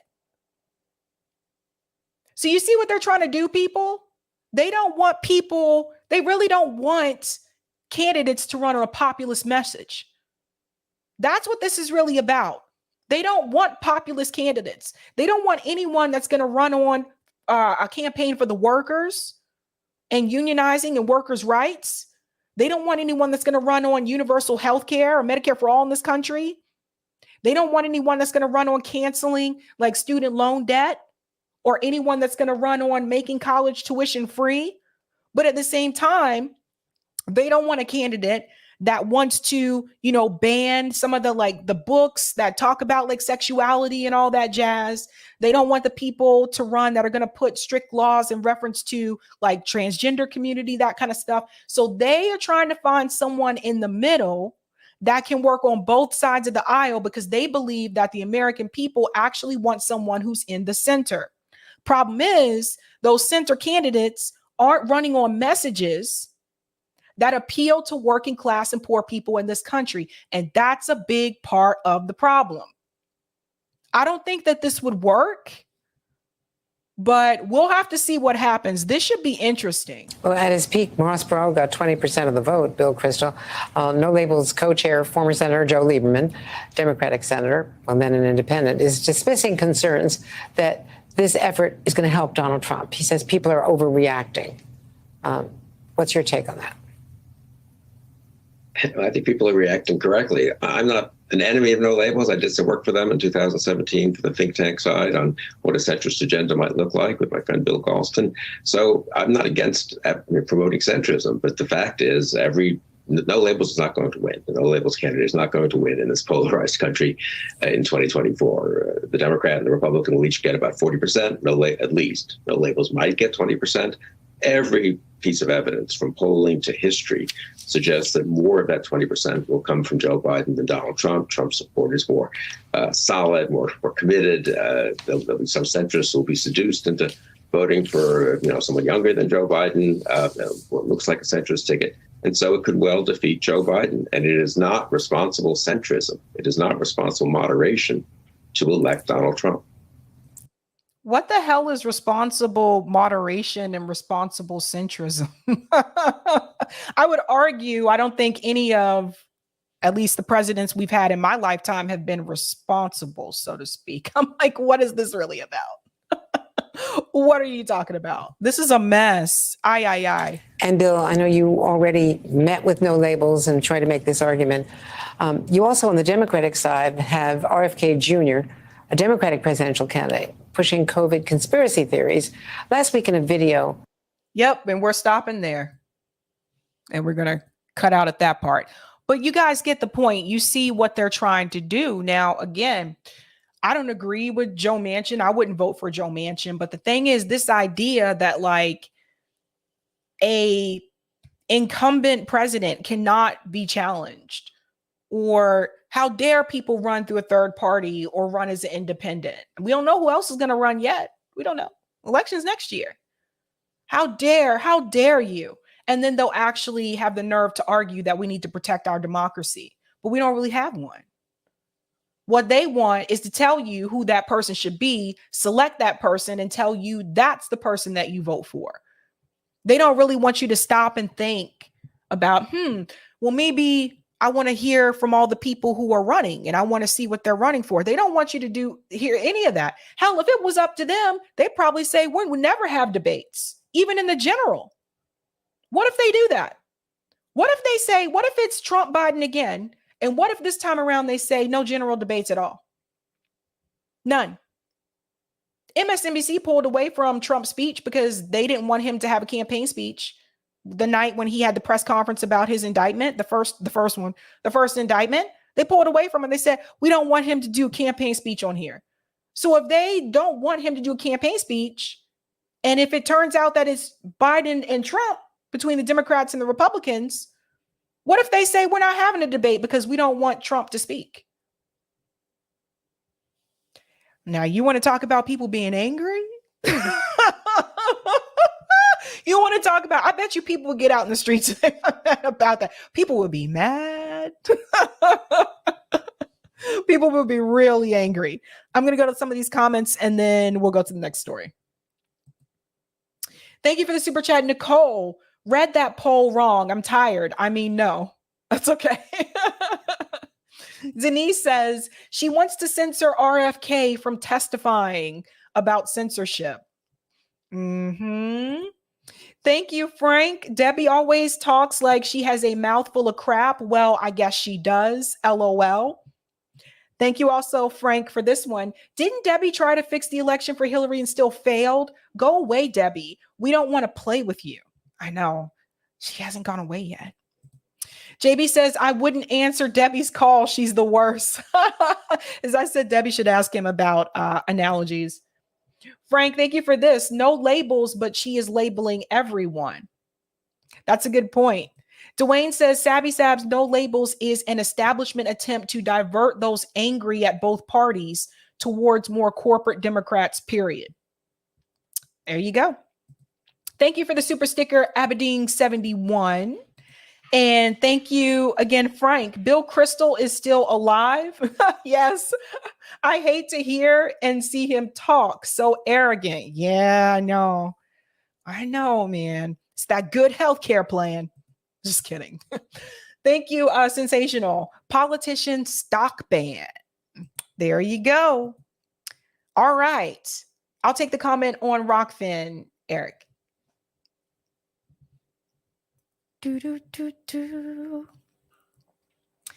you for the tip on Rockfin, Roger. Hey, Sabs, maybe Jamie can give us another one of them Black Lives Matter kneel in front of the bank vault, and this will all go away. Perhaps Hoffman, too. Maybe. Okay. Speaking of things going away, this next story I don't think is going away anytime soon. If you have not heard, Pramila Jayapal, within the span of 24 hours, was attacked on both sides of the aisle because of a statement that she made in reference to the conflict with Israel and Palestine. Now, for those who are not aware, there was an event that Pramila Jayapal was speaking at, and there were protesters that showed up to that event saying free Palestine, support the Palestinian people. Now, we've talked about this multiple times before. I told you guys I support BDS. I'm not against the BDS movement. I think we do need to support the Palestinian people. And I think they're being treated terribly right now. And you talk to people who have been over there that have done reporting, and they'll tell you the things that they've seen, or they've recorded some of the footage that they've seen. It's horrible right now. So she was confronted at this event, and she was on the panel, and she issued a statement, and I want you to hear what she said, because this is the statement that made everybody try to bite her head off. I'll just leave. Maybe I should just walk off. Guys, can I say something? Can I say something as somebody that's been in the streets and has participated in a lot of demonstrations? I want you to know that we have been fighting to make it clear that Israel is a racist state, that the Palestinian people deserve self-determination and autonomy, that the dream of a two-state solution is slipping away from us, that it does not even feel possible. It does not even feel possible. And I want you to know that while you may have arguments with whether or not some of us on stage are fighting hard enough, I do want you to know that there is an organized opposition on the other side, and it isn't the people that are on this stage. I'll just leave. Okay, so that was the remark that she made that sent everybody in a tizzy, and basically they're like off with her head type of situation. If you haven't had a chance to answer that poll, now will be a good time to do so. Do you feel she should have retracted her statement? She should retract what she said there? Because as you probably can imagine, that's exactly what happened. She made that statement. Just about every representative that I saw in the House and the Democratic Party came after her publicly on Twitter. Even people who are not politicians came after her publicly as well. And she decided to retract that statement. Now, I want to give a shout out here to Case Study QB. Here is Pramila Jayapal walking that statement back. Oh, and by the way, when she walked the statement back, she got attacked again for walking it back. Here we go. Democratic Congresswoman and chair of the Progressive Caucus, Pramila Jayapal, is walking back her words this morning. Here is what started it all at a Netroots conference this weekend. Listen. We have been fighting to make it clear that Israel is a racist state, that the Palestinian people deserve self-determination and autonomy. Jayapal there was responding to pro-Palestinian protesters who showed up at the event on Saturday. By Sunday, Jayapal was trying to clean it up, saying this in part: words do matter, and so it is important that I clarify my statement. I do not believe the idea of Israel as a nation is racist. Let's pause here. Okie doke. So for the people who are Palestinian activists, they saw this retraction from Pramila Jayapal, and the first thing they said is, "You damn sellout." Some people saw this and they said, "How dare you? Oh, now all of a sudden you don't believe?" Let me tell you what happened. She made that statement. She got pressure and pushback from Democrat Party leadership. We've seen this happen multiple times over other issues and different politicians there in DC. So she received that pushback and she issued a retraction.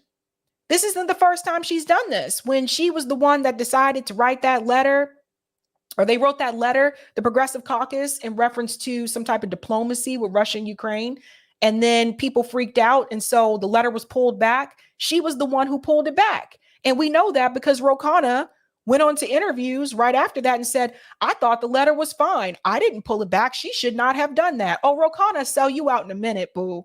He will sell you out in a minute. And he was one of the ones, too, that said on Twitter, "I do not agree with her statement." He will sell you out quickly.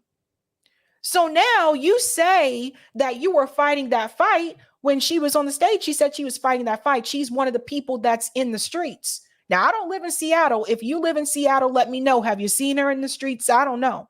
But she said she's been fighting that fight. So if you were fighting that fight in reference to the way that the Palestinians are being treated, then why would you come back and say that now you don't believe that Israel as a nation is right? What? Let's continue. The controversy comes just days before the Israeli president is scheduled to address a joint meeting of Congress, and some progressives have already said that they will be skipping that. Joining me right now to talk about this is Democratic Congressman Brad Schneider from Illinois. Congressman, thank you for coming in. The Congresswoman, I just read part of her statement in which she was trying to clear up and clean up what she said on Saturday. Is that cleanup and clarification, is it enough for you? I think I spoke to her several times yesterday. I think she understands that she misspoke. Israel's not a racist state. She doesn't believe it is. She has said that, and I expect she'll clarify that even more. At the same time, we've had leadership of the Democratic Party chime in and make clear that as a party, we support Israel. Israel is our strongest ally in the world, or certainly in the Middle East, one of our strongest in the world, and the relationship is ironclad. You've signed on to a letter we could describe it as a group of Democratic members, Jewish members, more moderate members, signed on to a letter kind of speaking out about her remarks. At the end of the letter that I have seen, it reads this, just to read it for everyone, Congressman: "We will never allow anti-Zionist voices that embolden anti-Semitism to hijack the Democratic Party and country." Is that what you see Congresswoman Jayapal doing with these remarks? Do her comments work to hijack the Democratic Party? Hold on to that. We're going to go to part 2 of this video about hijacking the Democratic Party, because what you saw happen here, all this does is reiterate my point that you cannot reform the Democratic Party, because you see what happens. You see what happens, right? So watch this part 2, because he's going to answer that question. Again, shout out to the groups on both sides of no, I think as we crafted the letter, what we were saying is the groups on both sides of the political spectrum who are trying to create wedges and divide, in this case, divide the Democratic Party.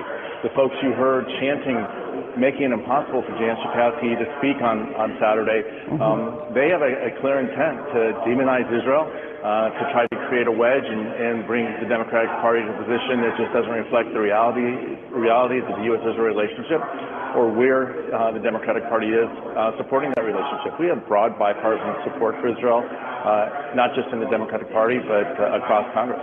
That's very true. The Israeli president, as I mentioned, is coming to Washington. He's going to be speaking to Congress on Wednesday. Ahead of that, some fellow Democrats, some progressives have said that they're going to be boycotting the speech over their objections to moves being made by the Netanyahu government. Is that the right move? Do you see that as the right approach to register their objections? No. So the president is coming, right?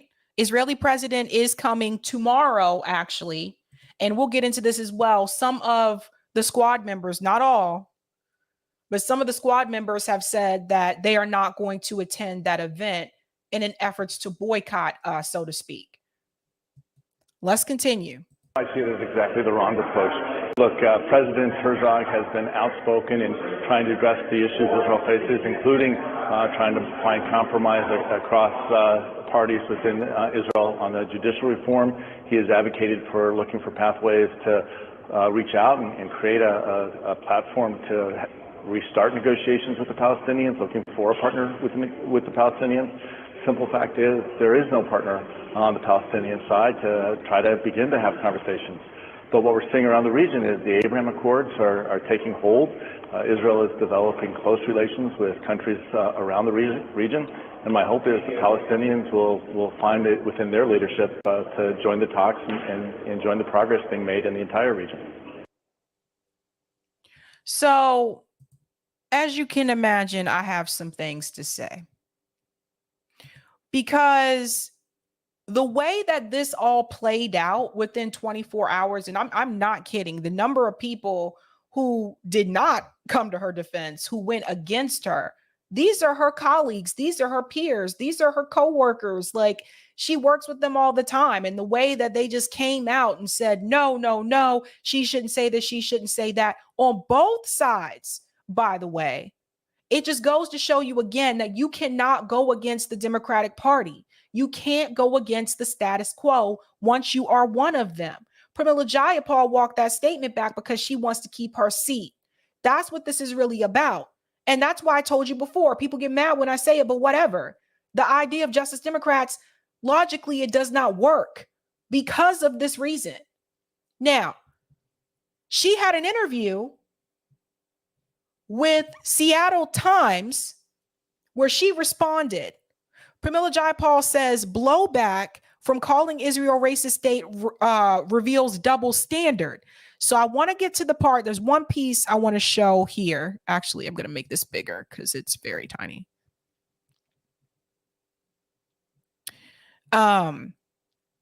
Hakeem Jeffries. Of course, he was one of the ones that spoke out against her. You guys know how Hakeem Jeffrey is.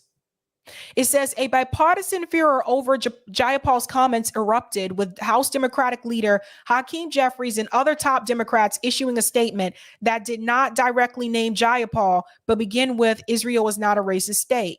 In the interview Monday, Jayapal said she'd been surprised to see that line leading Jeffries' statement.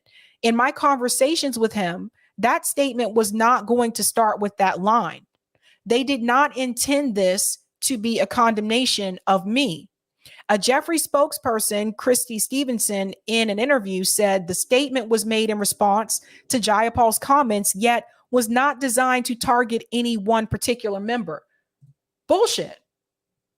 It was responding to her comments. Give me a break.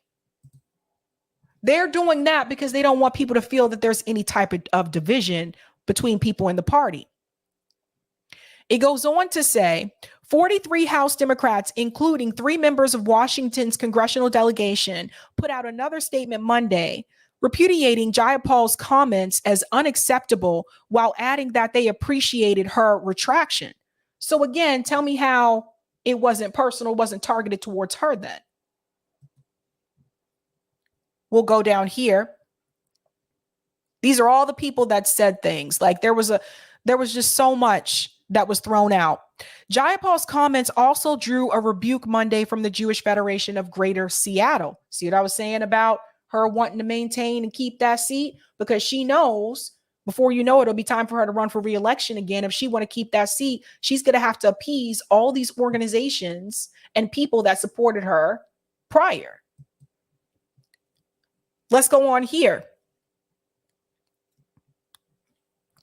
In the interview, Jayapal noted her comments at Netroots Nation event came as she tried to defend fellow Representative Jan, who's Democrat from Illinois, who had unsuccessfully tried to assure chanting protesters who interrupted the event that she too is a vocal critic of Israel's treatment of Palestinians. Don't go after your allies, she pleaded, to little apparent effect. She then mused out loud, maybe I should just walk off the stage, and turned around. Jayapal stood and tried to defuse the situation as some protesters could be heard chanting that Israel is a racist state. And then that's when she makes her statement there.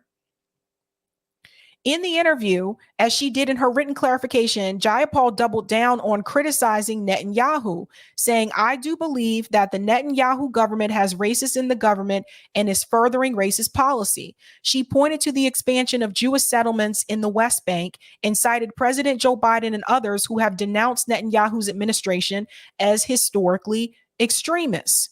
Jayapal said, as a longtime activist and organizer, she is sensitive to the harm that can be inflicted by public statements.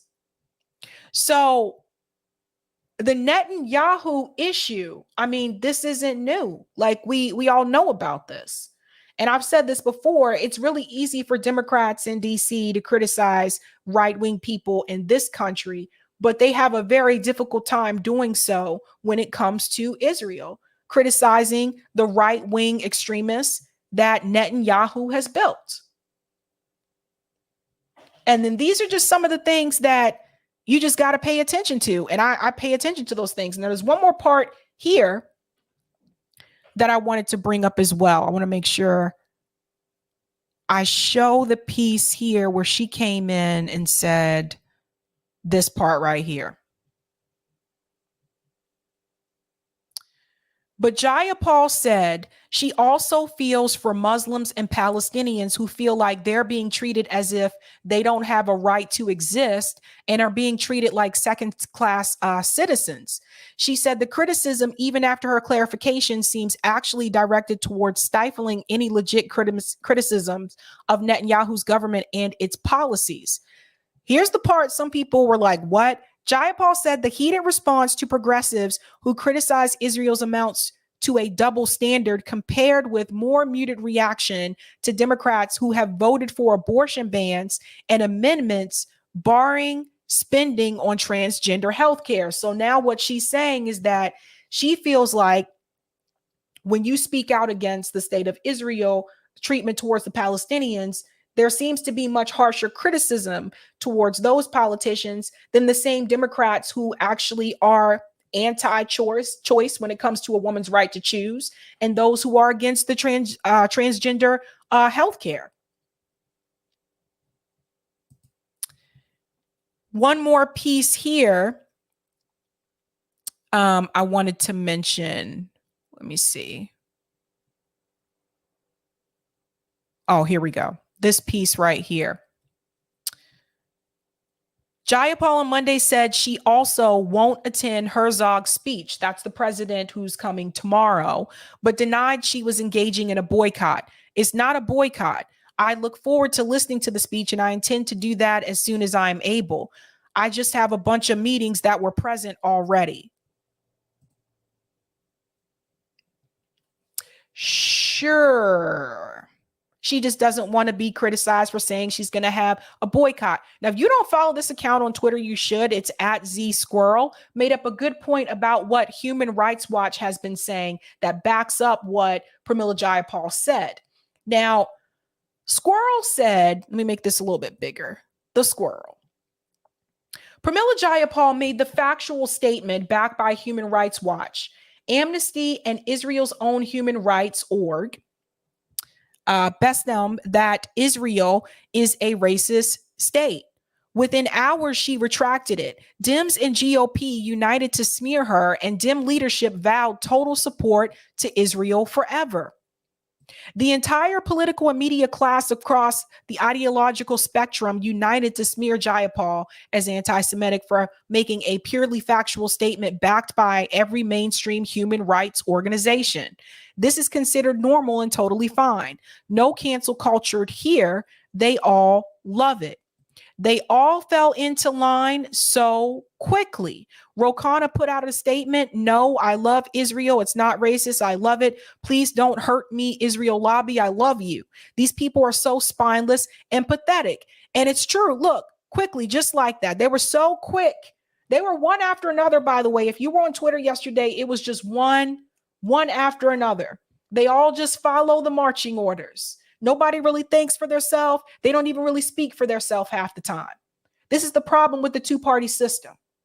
You think they're going there to represent you and fight for you. They're going there to join a team, and they have a boss, and that boss is telling them what to do. So this squirrel account really hit it on. Richie Torres, Mondaire Jones, Hakeem Jeffries, the black faction of the Israel lobby immediately jumped on it. No, Israel, we love you. You own us. You're our masters. We love you so much. Please don't hurt us. Please don't take the crumbs they threw at us. It is sickening. And I've seen it over and over again. And by the way, you don't even see Richie Torres, Mondaire Jones, Hakeem Jeffries, you don't even see them fight that way for black people. And they're black. You don't see them all come to this defense when it's just ridiculous. Ridiculous. Now, Ilhan Omar did stand up in defense of Pramila Jayapal. We spend too much time policing the language of black and brown women who speak out against oppression and not enough time ending the oppression of black and brown people. And this was the statement here from Pramila Jayapal. So she had this long statement here. One of the things that she mentioned here, I have always worked towards a two-state solution. The problem is, and this is the part that is often unsaid, is that even possible at this point in time? There are too many settlements. There are too many of them. Why are they still talking about a two-state solution when honestly, feasibly, it's not possible? That's the safe statement, by the way. The safe statement is to say the two-state solution. That's the safe bet. Now, something else happened. Today, apparently, the House was all set to vote on legislation to basically swear that Israel is not racist or an apartheid state. Now, Ryan Grimm shared this on Twitter. Here's the entire resolution the House plans to vote on tomorrow, declaring that the United States will always be a staunch partner and supporter of Israel, and that Israel is not a racist or apartheid state. Here's the legislation here. See? Concurrent resolution expressing the sense of Congress supporting the state of Israel. You know what's interesting? Where's the legislation for black people? When Joe Biden became president, immediately they signed the anti-Asian hate crime bill. Where's the anti-hate bill for black people? Have they passed that anti-lynching bill yet? No? I didn't think so. It's everybody else but us. And I've been noticing this for a long time. Everybody else gets something except for us. This just cracks me up. It goes on to say, resolved by the House of Representatives that it is the sense of Congress that 1, the state of Israel is not a racist or apartheid state. 2, Congress rejects all forms of anti-Semitism and xenophobia. And 3, the United States will always be a staunch partner and supporter of Israel. Always? Always? What if they do something to one of our allies? We're still going to be a supporter? Is it right to say that we will always be a supporter? Hell, I can't guarantee I'll always support the restaurant down the street from me. I'm just going to keep it real. There's a Dollar Tree around the corner, but I can't always swear I will always support you. How can we make it always? There it is. So now Justice Democrats released a statement. Justice Democrats, AOC, Ilhan Omar, Cori Bush, Rashida Tlaib, and Jamal Bowman have all announced that they will not attend the Israeli president's Congress to Congress tomorrow. President's address to Congress tomorrow. What they're doing is right and a model for what progressives should be doing. Look at whose name is missing. AOC, Ilhan Omar, Cori Bush, Rashida Tlaib, Jamal Bowman. Where is Ayanna Pressley?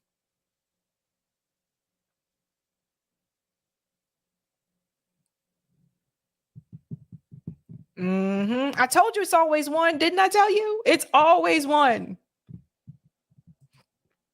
Goes on to say, and I'm going to say something about Jamal Bowman actually first before we go into the next part. Remember when DSA wanted to remove Jamal Bowman because he made that trip to Israel? Remember that? He made that trip to Netanyahu? Okay. Let's go on. Israeli President Isaac Herzog is coming to the U.S. during Israel's most right-wing government in recent history. How right-wing? High-ranking members of that government have voiced support for ethnic cleansing of Palestinians.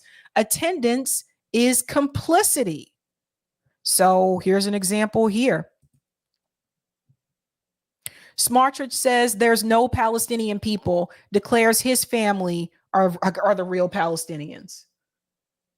This is really sad. This is from Middle East Monitor. Israel's extreme far-right national security minister pledged today to crush Palestinians one by one. Jesus Christ. You know, how can people turn a blind eye to this? Like, how can they do this? More than just rhetoric, this government's actions have immensely harmed Palestinians. Not only are they planning a massive illegal settlement expansion, stealing the land Palestinians live on, but have also conducted the largest military assault in the West Bank in 20 years. And here's examples here. Israel to announce plan for thousands of new settlement units in the West Bank. And this is what I was saying before. For the people who keep saying a two-state solution, how? There's way too many settlements now. Going on, Israel attacks Jenin in biggest West Bank incursion in 20 years. Like, it just, perhaps compared to Netanyahu and the far right, Herzog may not seem bad enough to boycott, but his Islamophobic record speaks for itself. And really, this isn't about one person. It's about a country committing atrocities with our taxpayer dollars. But I mean, so this is the thing where I got to push back on Justice Democrats, though, because where was this same energy when you had members of the squad who were voting in such a way that goes against your very principles in the first damn place? Don't just show up to, cheer them on when they're doing the right thing. Hold them accountable when they're doing the wrong thing. So much money, man. Despite the Israeli government's blatant anti-Palestinian racism, we continue to send Israel $3.8 billion in unconditional military funding. And when progressives like Jayapal stand up for Palestinians, they're condemned by our party's leaders. Yes, they are. And thank you so much for proving my point once again that you cannot reform the Democratic Party. Remove the leaders, insert new leaders, you'll have the same problem. Because the parties are controlled by Wall Street. That's why I continue to say, if you don't remove money from electoral politics, this is always going to be an issue. You can swap out the leaders. You can change the president. You can change the Speaker of the House. It doesn't matter. They're all bought and paid for because the parties that they're in are bought and paid for. So you either get in line or they get rid of you. Instead of capitulating to super PACs like AIPAC, these Justice Democrats are sending a strong message by skipping the Israeli president's speech to Congress. We need to be consistent in standing up for human rights here and abroad and not give any country or ally a pass. Does that hold well with Ukraine? Because Justice Democrat says any country, any ally pass. Does that mean also not voting to support to send billions of dollars to Ukraine?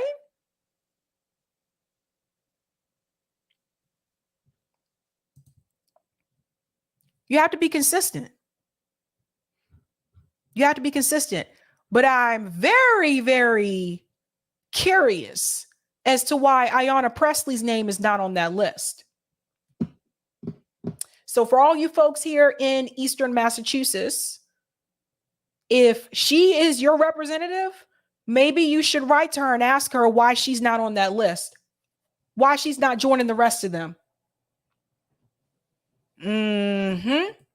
Now, in reference to that piece of legislation, Rashida Tlaib did have a speech in reference to supporting not just Jayapal, but also the Palestinian people. Of course, Rashida Tlaib is Palestinian, so keep that in mind. When they make these statements that they make that like Israel has a right to exist, when they make these statements that like we will support them forever and align with them forever, you never see them come out this way in support of the Palestinian people. The way that our government behaves when it comes to this conflict with Israel and Palestine, they act like the Palestinians aren't even people. And it is very disgusting. And if they're okay with treating them that way, for those of you watching, if you're Black, let's just remember, it wasn't too long ago they were treating you that way. That's why people like Hakeem Jeffries and Richie Torres, that's why they get on my nerves. That's why I can't stand, they drive me crazy because they just following the money. They're just political careerists. They're not really there to stand up and fight for anything. They don't care about anything but money and their career. They're protected. They where they need to be. But Rashida Tlaib seems to be one of the few that's willing to speak out about it. She got to stand up for her people. That's her people. And I don't even know how she can sit there, because if it was me, I don't understand how she can sit there and just listen to the statements and the comments and the way that people just talk about the Palestinians as if they don't even matter. And that's your people. How would you feel? Let's get into it. Hear consistently that people touting about like, oh, this is bipartisan support here. Well, don't forget, this body, this Congress supported the South African apartheid regime, and it was bipartisan as well. But you don't have to take it from me to understand the racism of an apartheid government. Let's take a moment just to hear Israeli government's own politician in their own words. Direct quotes, not mine. Current Prime Minister Netanyahu on his policies towards Palestinians, quote, beat them up, not once, but repeatedly, beat them up until it's unbearable. And said that Israel must, quote, crush Palestinian hopes for a fully sovereign state. One of the former defense ministers said Palestinians are, quote, beasts, and they are not human. He's talking about people like my grandmother, Mr. Speaker. Same thing they said about Black people. How about former Justice Minister who said they should go, as should the physical homes in which they raise the snakes. Otherwise, more little snakes will be raised there. How about another former defense minister said, quote, those who are against us, there's nothing to be done. We need to pick and axe them and cut off their heads. Another quote, there is no such thing as Palestinian people. How is that racism at its core? Mr. Speaker, Israel's own president, who's the gentlelady's time has expired. Does the gentleman for New York reserve or yield? I yield the gentlelady 30 seconds. Israel's own president, Herzog, who's going to come before Congress tomorrow, has long advocated against interracial marriages. Did you all know that? You care? No, they don't care. They just want to keep their seats and fill their pockets. I hope everybody listening to this. Everybody listen to this. How many members that sit in the House and the Senate are in interracial relationships? How many of them? Tomorrow has long advocated against interracial marriages. Did you all know that? You care? He said on the news segment, look it up. When he came to America, he said, quote, encountered something that I call an actual plague. I saw my friends' children married and coupled with non-Jewish partners. Israel is an apartheid state. The government is deeply problematic in the way that they are proceeding in the structure of oppression. This year, Mr. Speaker, just like I speak up against injustices here in America, this is about speaking up against the gentlelady's time has expired. Violence. Does the gentleman for New York Congress yield must or stop reserve? funding apartheid. Yield back the balance. In reference to the apartheid issue, I wonder how South Africa feels about this. What would South Africa say in reference to what's happening in Israel? So based on what you've seen, let's see how people answered this poll. Let's go ahead and put the poll results up here, Eric. I'm curious to see. Was Jayapal right to retract her statement? 575 votes. Uh-oh, it's changing. Okay. 9% said yes. 66% said no. And 26% said you are not sure. Interesting. Interesting. But I'm curious. I'm curious to know, how would South Africa respond to this and to whether or not it's apartheid? Thank you for the super chat, Adam. Google JFK Battle of the Letters Ben Gurion. JFK said if Israel doesn't end nuclear program, U.S. support for Israel will be in serious jeopardy. 1963. I'll have to check that out. Interesting. Teresa, supporting Black people would be a good thing. They don't do good things. Thank you for the super chat, Jessica. They are passing laws that dictate truth to us. BS. The U.S. and Israel are one and the same. The U.S. with killing off Native Americans and taking the land. Bingo. Ding, ding, ding, ding, ding.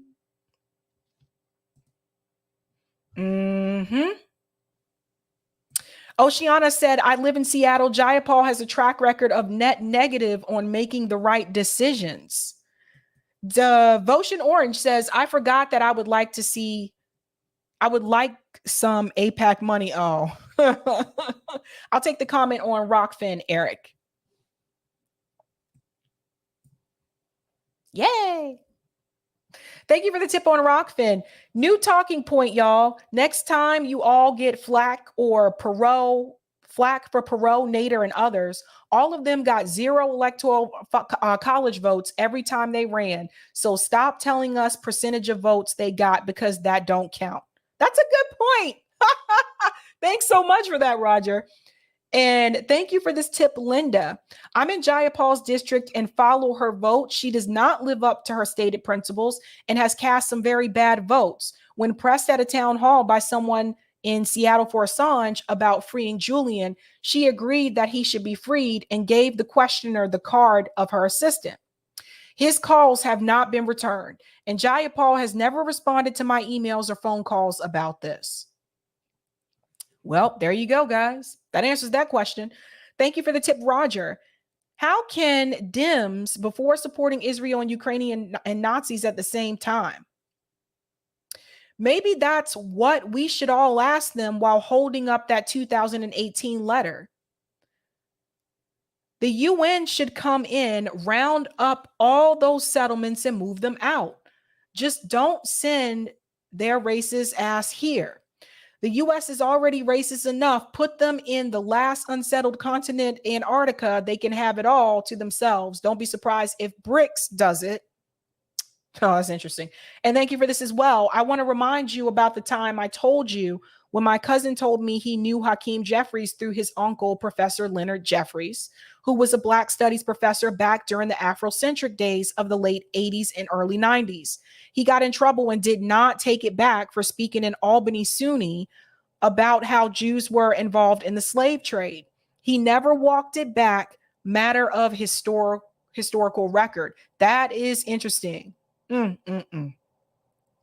Well. I'm going to get into a new ballot measure. This is South Dakota. Before I do that, I do have an announcement. I'm usually not live on Wednesdays. Tomorrow, I will be live. I have a guest. I'll be live at 3 p.m. Eastern time. Kamal Franklin from Black Power Media will be here. He's going to give us updates about Cop City, so don't miss that. And I also have 3 other stories to cover. Then I'll be back again on Thursday evening, my usual time. I will not be live on Friday or Sunday. I'm actually going to be traveling, so I won't be here with you guys this weekend. I'm sorry about that, but you'll get to see me tomorrow and you'll get to see me Thursday. So it is what it is. Okay, let's go ahead and get into South Dakota. South Dakota. knows how to party. South Dakota knows how to party. South Dakota. Citizens of South Dakota may initiate state statutes and constitutional amendments through direct means, meaning after a successful petition drive where initiatives qualify for the ballot can go straight to the ballot with no stop at the legislator. Citizens have the power to repeal legislation via referendum. The South Dakota state legislature will also place measures on the ballot as legislatively referred constitutional amendments or legislatively referred state statutes with a majority vote in each chamber. Single subject rule. In South Dakota, all citizen initiatives, both initiated constitutional amendments and initiated state statutes, must concern only one subject. So we've talked about that before. A lot of states have this rule. You can't have two different subjects as one ballot question. You can't do that. They see it as not fair. Subject restrictions in South Dakota, initiated measures and amendments may not create private or special laws. Also, they are not required to specify a funding source for mandated expenditures. 3 p.m., Eric. I see 2 p.m. in the chat. It's 3 p.m. tomorrow. Number required. In South Dakota, here are the signatures required. The following are the requirements for the types of citizen-initiated measures in South Dakota to get on the ballot. Initiated constitutional amendment, 10% of the votes cast for governor. For initiated state statute, 5% of votes cast for governor. And for veto referendum, 5% of votes cast for governor.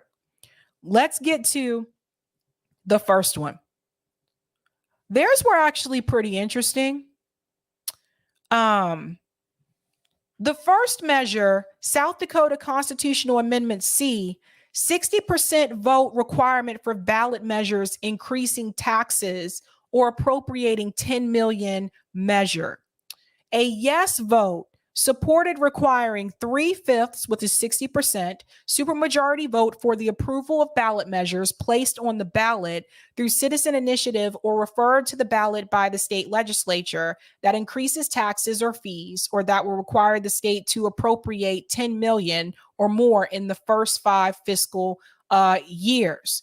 This measure failed by 67.43%. So this is what some states were trying to do. I told you guys, some states were trying to make it more difficult to pass certain measures in states by making that 60% requirement.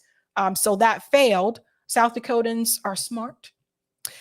Let's go on here. It says, how would Amendment C impact other ballot measures in South Dakota? This was the big one. I did a story on this months ago. The higher threshold of votes required would have impacted future ballot measures, including the Medicaid expansion initiative, which was on the ballot in November. So that was one of the ones they were trying to stop. They didn't want, by they, I mean the government, they didn't want Medicaid expansion to pass in South Dakota. So they tried to make it more difficult by making it so that you have to have 60% of the votes say yes in order for it to pass, which means even if you have a majority, which is like 54, let's say 54%, even though the majorities would say yes, that would not pass because it wasn't 60%, right? So South Dakotans again are smart and they chose not to pass that rule, which is great. So that's great for them. No 60% requirement for those peeps. Who supported this? Republican representatives, Senator Schoenbeck, Goodwin, Hanson, or Representative Goodwin and Hanson. Organizations, Americans for Prosperity, South Dakota Farm Bureau, South Dakota Coalition for Responsible Taxation and Opportunity Solution Project. One of the arguments was we in the Republican Party, believe in keeping government under control, small and at the local level. We believe the best way to spend money is at the lowest level possible. Well, that did not pass. Who opposed it? The former U.S. Attorney of South Dakota, Brendan Johnson, and the Democratic Party of South Dakota, the South Dakota Farmers Union. That was interesting. And some of the organizations, American Heart Association and League of Women Voters, to name a few. And one of their arguments was it's unfair for 41% of the electorate to be able to thwart the other 59% on tax policy. Amendment C limits the citizens' ability to implement important public projects, even if the majority of voters want them funded. We're talking law enforcement, rural hospitals, nursing homes, schools. Just a few voters will be able to shut those all down. When you amplify the voice of the few, you silence the voice of many. That's very, very well put. Very well put. Campaign finance money. There was over $900,000 spent to support it, but there was over $1,800,000 to oppose it. And then the other measure that they had is the big one, the Medicaid expansion. This was the big one. South Dakota Constitutional Amendment Medicaid Expansion Initiative. A yes vote supported amending the state constitution to require the state to expand Medicaid to adults between 18 and 65 with incomes below 138% of the federal poverty level beginning July 1st, 2023. So that date has already passed. So they're already doing that. So yeah, that's important. The Medicaid expansion that passed by 56.24%. Now, if that measure would have passed about the 60% requirement, technically this would not have passed. See what they were trying to do? Was there another Medicaid expansion measure on the South Dakota ballot? Initiated Measure 28 was another Medicaid expansion measure. Initiated Measure 28 would have expanded Medicaid to adults between 18 and 65 with incomes below 133% of the federal poverty level. So that's the difference between the two. Who supported it? Democrats and 1, 2, 3, 4 Republicans. So some bipartisan support there.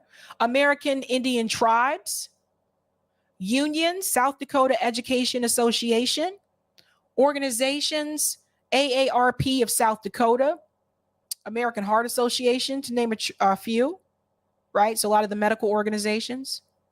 One of the arguments, federal funding will pay 90% of expansion costs, with the state of South Dakota responsible for the remaining 10%. Expanding Medicaid means South Dakota will save more than $63 million in general funds in the first 2 years alone as a result of additional funding from the American Rescue Plan Act programs. Medicaid expansion would also return more than $1.3 billion tax dollars to South Dakotans from Washington, D.C. over a 5-year period. So interesting. South Dakota knows how to party. South Dakota. Who opposed it? All Republicans. Only Republicans opposed it. American for Prosperity, Americans for Tax Reform.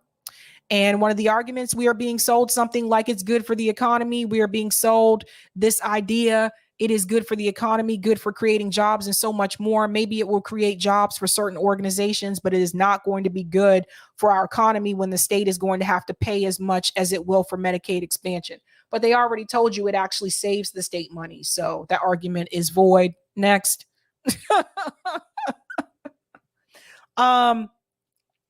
There was over $4 million spent to support it and over $3,000 to oppose it. Remember, usually the more money you spend, the more likely it will go that way. And I believe there was a marijuana one. This is the last one. Now, this one, I didn't understand why this one didn't pass. It said no vote. South Dakota initiated Measure 27 marijuana legalization. A yes vote supported the ballot initiative to legalize the possession, distribution, and use of marijuana for persons who are at least 21 years old. It failed. No vote, 52.92%.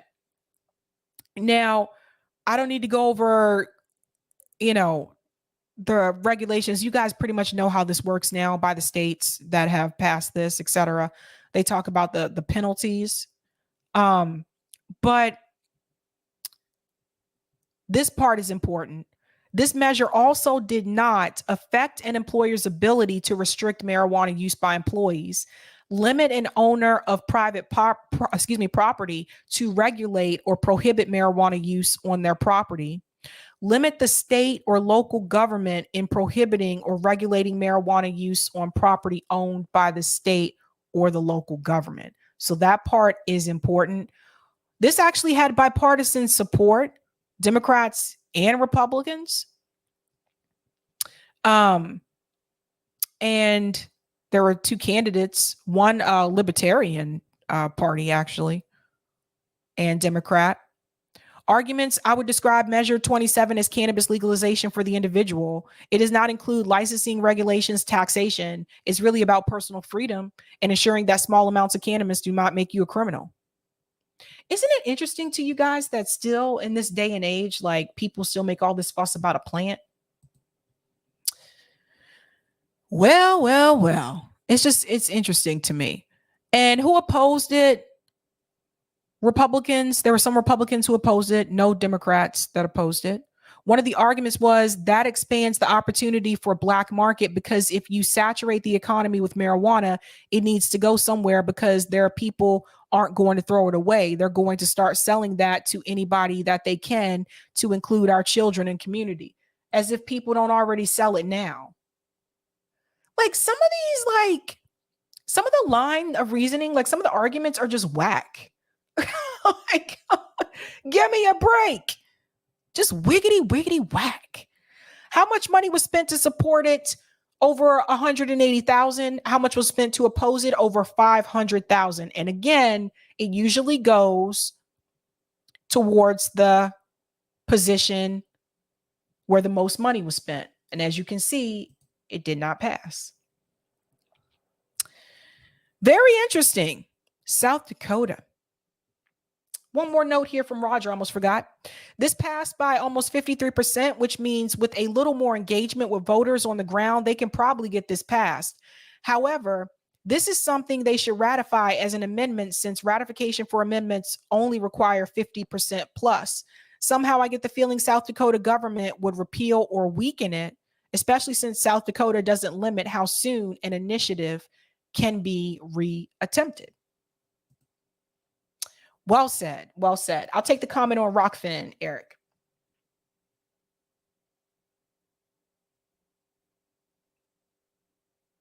Oh, or maybe not. Oh, here we go. Thank you for the tip on Rockfin, Roger. Sab, I just realized Amendment 1, 60% for new taxes. The legislator put this on the ballot in June because they knew Medicaid expansion would pass. Yep.